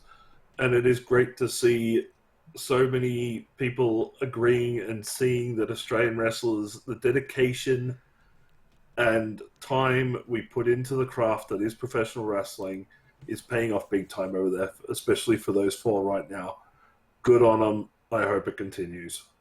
To be fair, they had an excellent WrestleMania weekend, so that helped. That helps, and that is going to help. So yeah, you should be proud of your crew for sure. Okay, I'm not doing. Yeah. Okay, somehow Ego Raptor won a boxing match. Even he won his match. Aaron Hansen won his match. TKO apparently. it was by ref stoppage. By referee stoppage. TKO. Okay then. Technical knockout. And he walked down to the ring with Tupperware Remix Party. Nice. Good band. Moving on. Oh, Or is my that winners. Is that it, Mace? Yeah, I believe Yeah, that is it. I'm done. Please continue. All right. My winners, easily first night of WrestleMania. Great night with a great ending. A lot of great matches. Supercard of Honor. Great showing for Ring of Honor. Just loved all of it. Walter versus Sheamus versus Drew McIntyre in night 2. Stuff of legends right there. AEW for giving us a proper palate cleanser from the apocalypse of suck that was the Raw after Mania. Surprisingly enough, CM Punk for what he did for Danhausen. For those who don't know, Danhausen said he was having a bad month, so Pepsi Phil gifted him a great gift. That gift was a copy of Amazing Fantasy, which was the comic book that was the first appearance of one Spider-Man. And I don't need to tell you how much that thing goes for him to just give that to Danhausen just to make him feel better, I'm like, damn, I wish I had somebody to do something like that for me. Hey, I wish I had the money to do that. Believe me, I think we all do. Yeah, me too. And a posthumous winner goes to someone that a lot of people have never heard of, but for me, who is a board game collector, and of course, Mase I assume is a board game collector. You seem very aware of a lot of board games. It goes to none other than Mr. Klaus Tabor. For those who don't know, Klaus Tabor is the designer for a little game called Settlers of Catan, which is considered one of the most game-changing board games in tabletop gaming, as it pretty much changed the entire the entire industry of tabletop gaming to include more intricate design. So when you talk about board gaming, you can split into two eras, before Catan and after Catan. Unfortunately, Mr. Tabor died this week at the age of 70 due to a brief and severe illness, which has not been has been expanded Has upon. not been disclosed. Yeah, and needless to say, his impact on tabletop gaming is unparalleled. I mean, anyone who collects tabletop gaming and board gaming in general either have played or have a copy of Settlers of Catan in their collection. I know I do. I have a copy in my room right now. Plus, I actually have a digital copy of it on my Switch and a digital copy of it on my Steam account. So, Klaus, thank you for showing everyone that tabletop gaming can be more than just Monopoly. T-Dub? Winner goes out to the wider world of pro wrestling because everyone's putting on banger shows, whether it's AEW, Impact, GCW, Stardom, New Japan. They're all putting on bangers. Okie dokie. Let's see.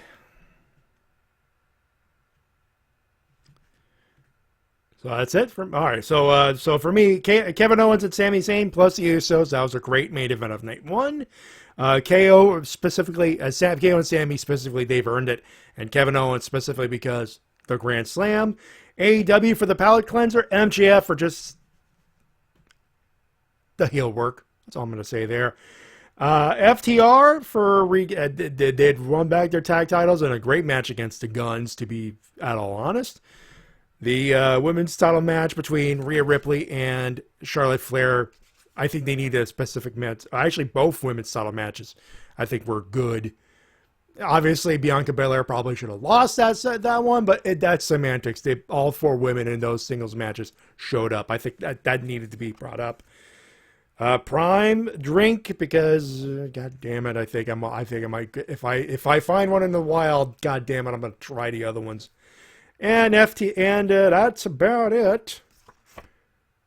FTR. I'm trying to remember why I put FTR in there. For winning the tag belts and the belts, the nameplates, they put Jay Briscoe's name on it. That's a classy move. That's just class. Now, Mase, we usually take this time to plug everything. Did you want to plug your stuff again? Sure, why not? For those of you who are interested in more of my thoughts on pro wrestling, video games, pop culture, and just about everything else in the world, you can find me mostly on Twitter at the Mase Thing. Otherwise, if you want to see my more professional works, you can go and check that out at The Outer Haven, the video game and pop culture website for all your news, reviews, and everything else under the sun. Located at www.theouterhaven.net. And yeah, basically that's where I do video game reviews, opinions. I like to piss people off a lot. That's basically where you can find me. So I'm either on Twitter or I'm at the Outer Haven. So feel free to get in touch with me via either of those. And, if you want to have a talk to me, you can. If you just want to argue, well, then cool. You can do that too, but I'll probably ignore you. Mike Shell, find the lemon, lime, or orange ones, Matty. I've heard tell one of the Circle K's that are nearby, one of the convenience stores have the orange ones in stock.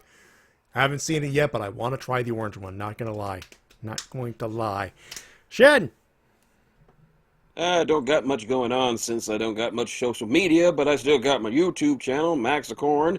Still working on planning a lot of other videos, as well as my first live stream in a long, long time. Just got to get some things straightened out.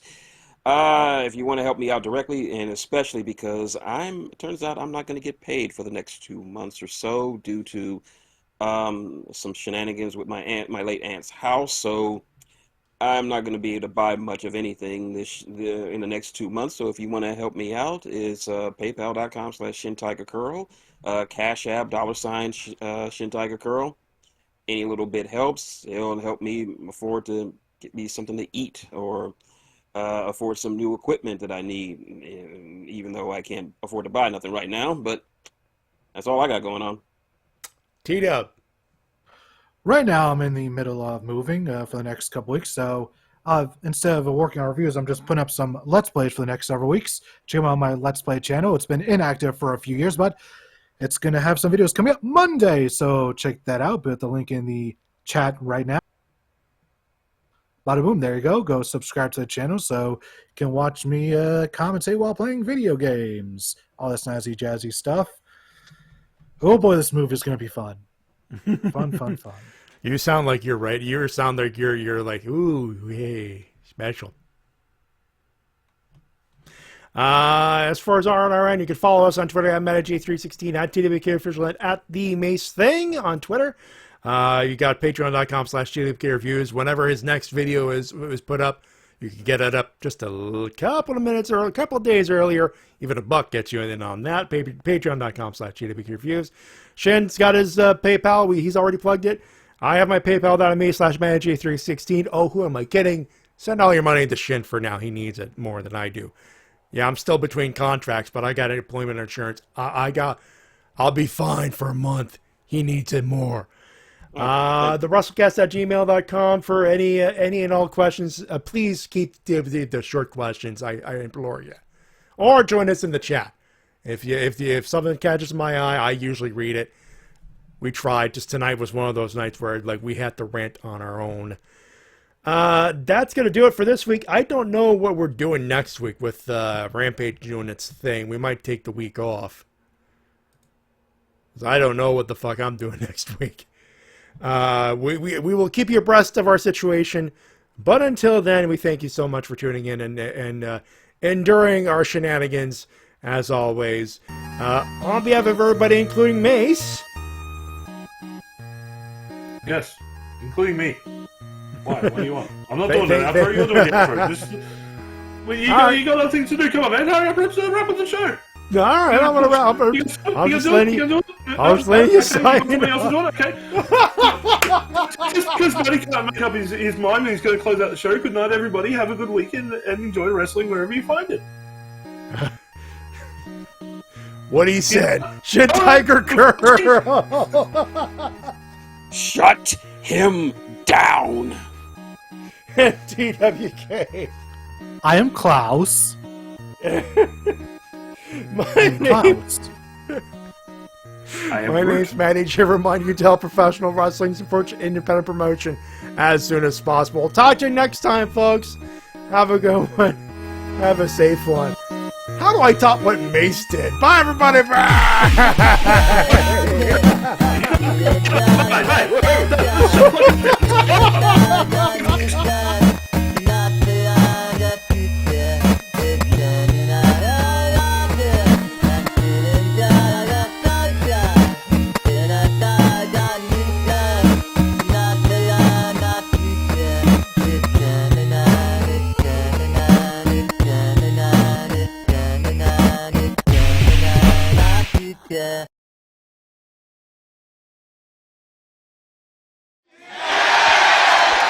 Are we still on pay-per-view?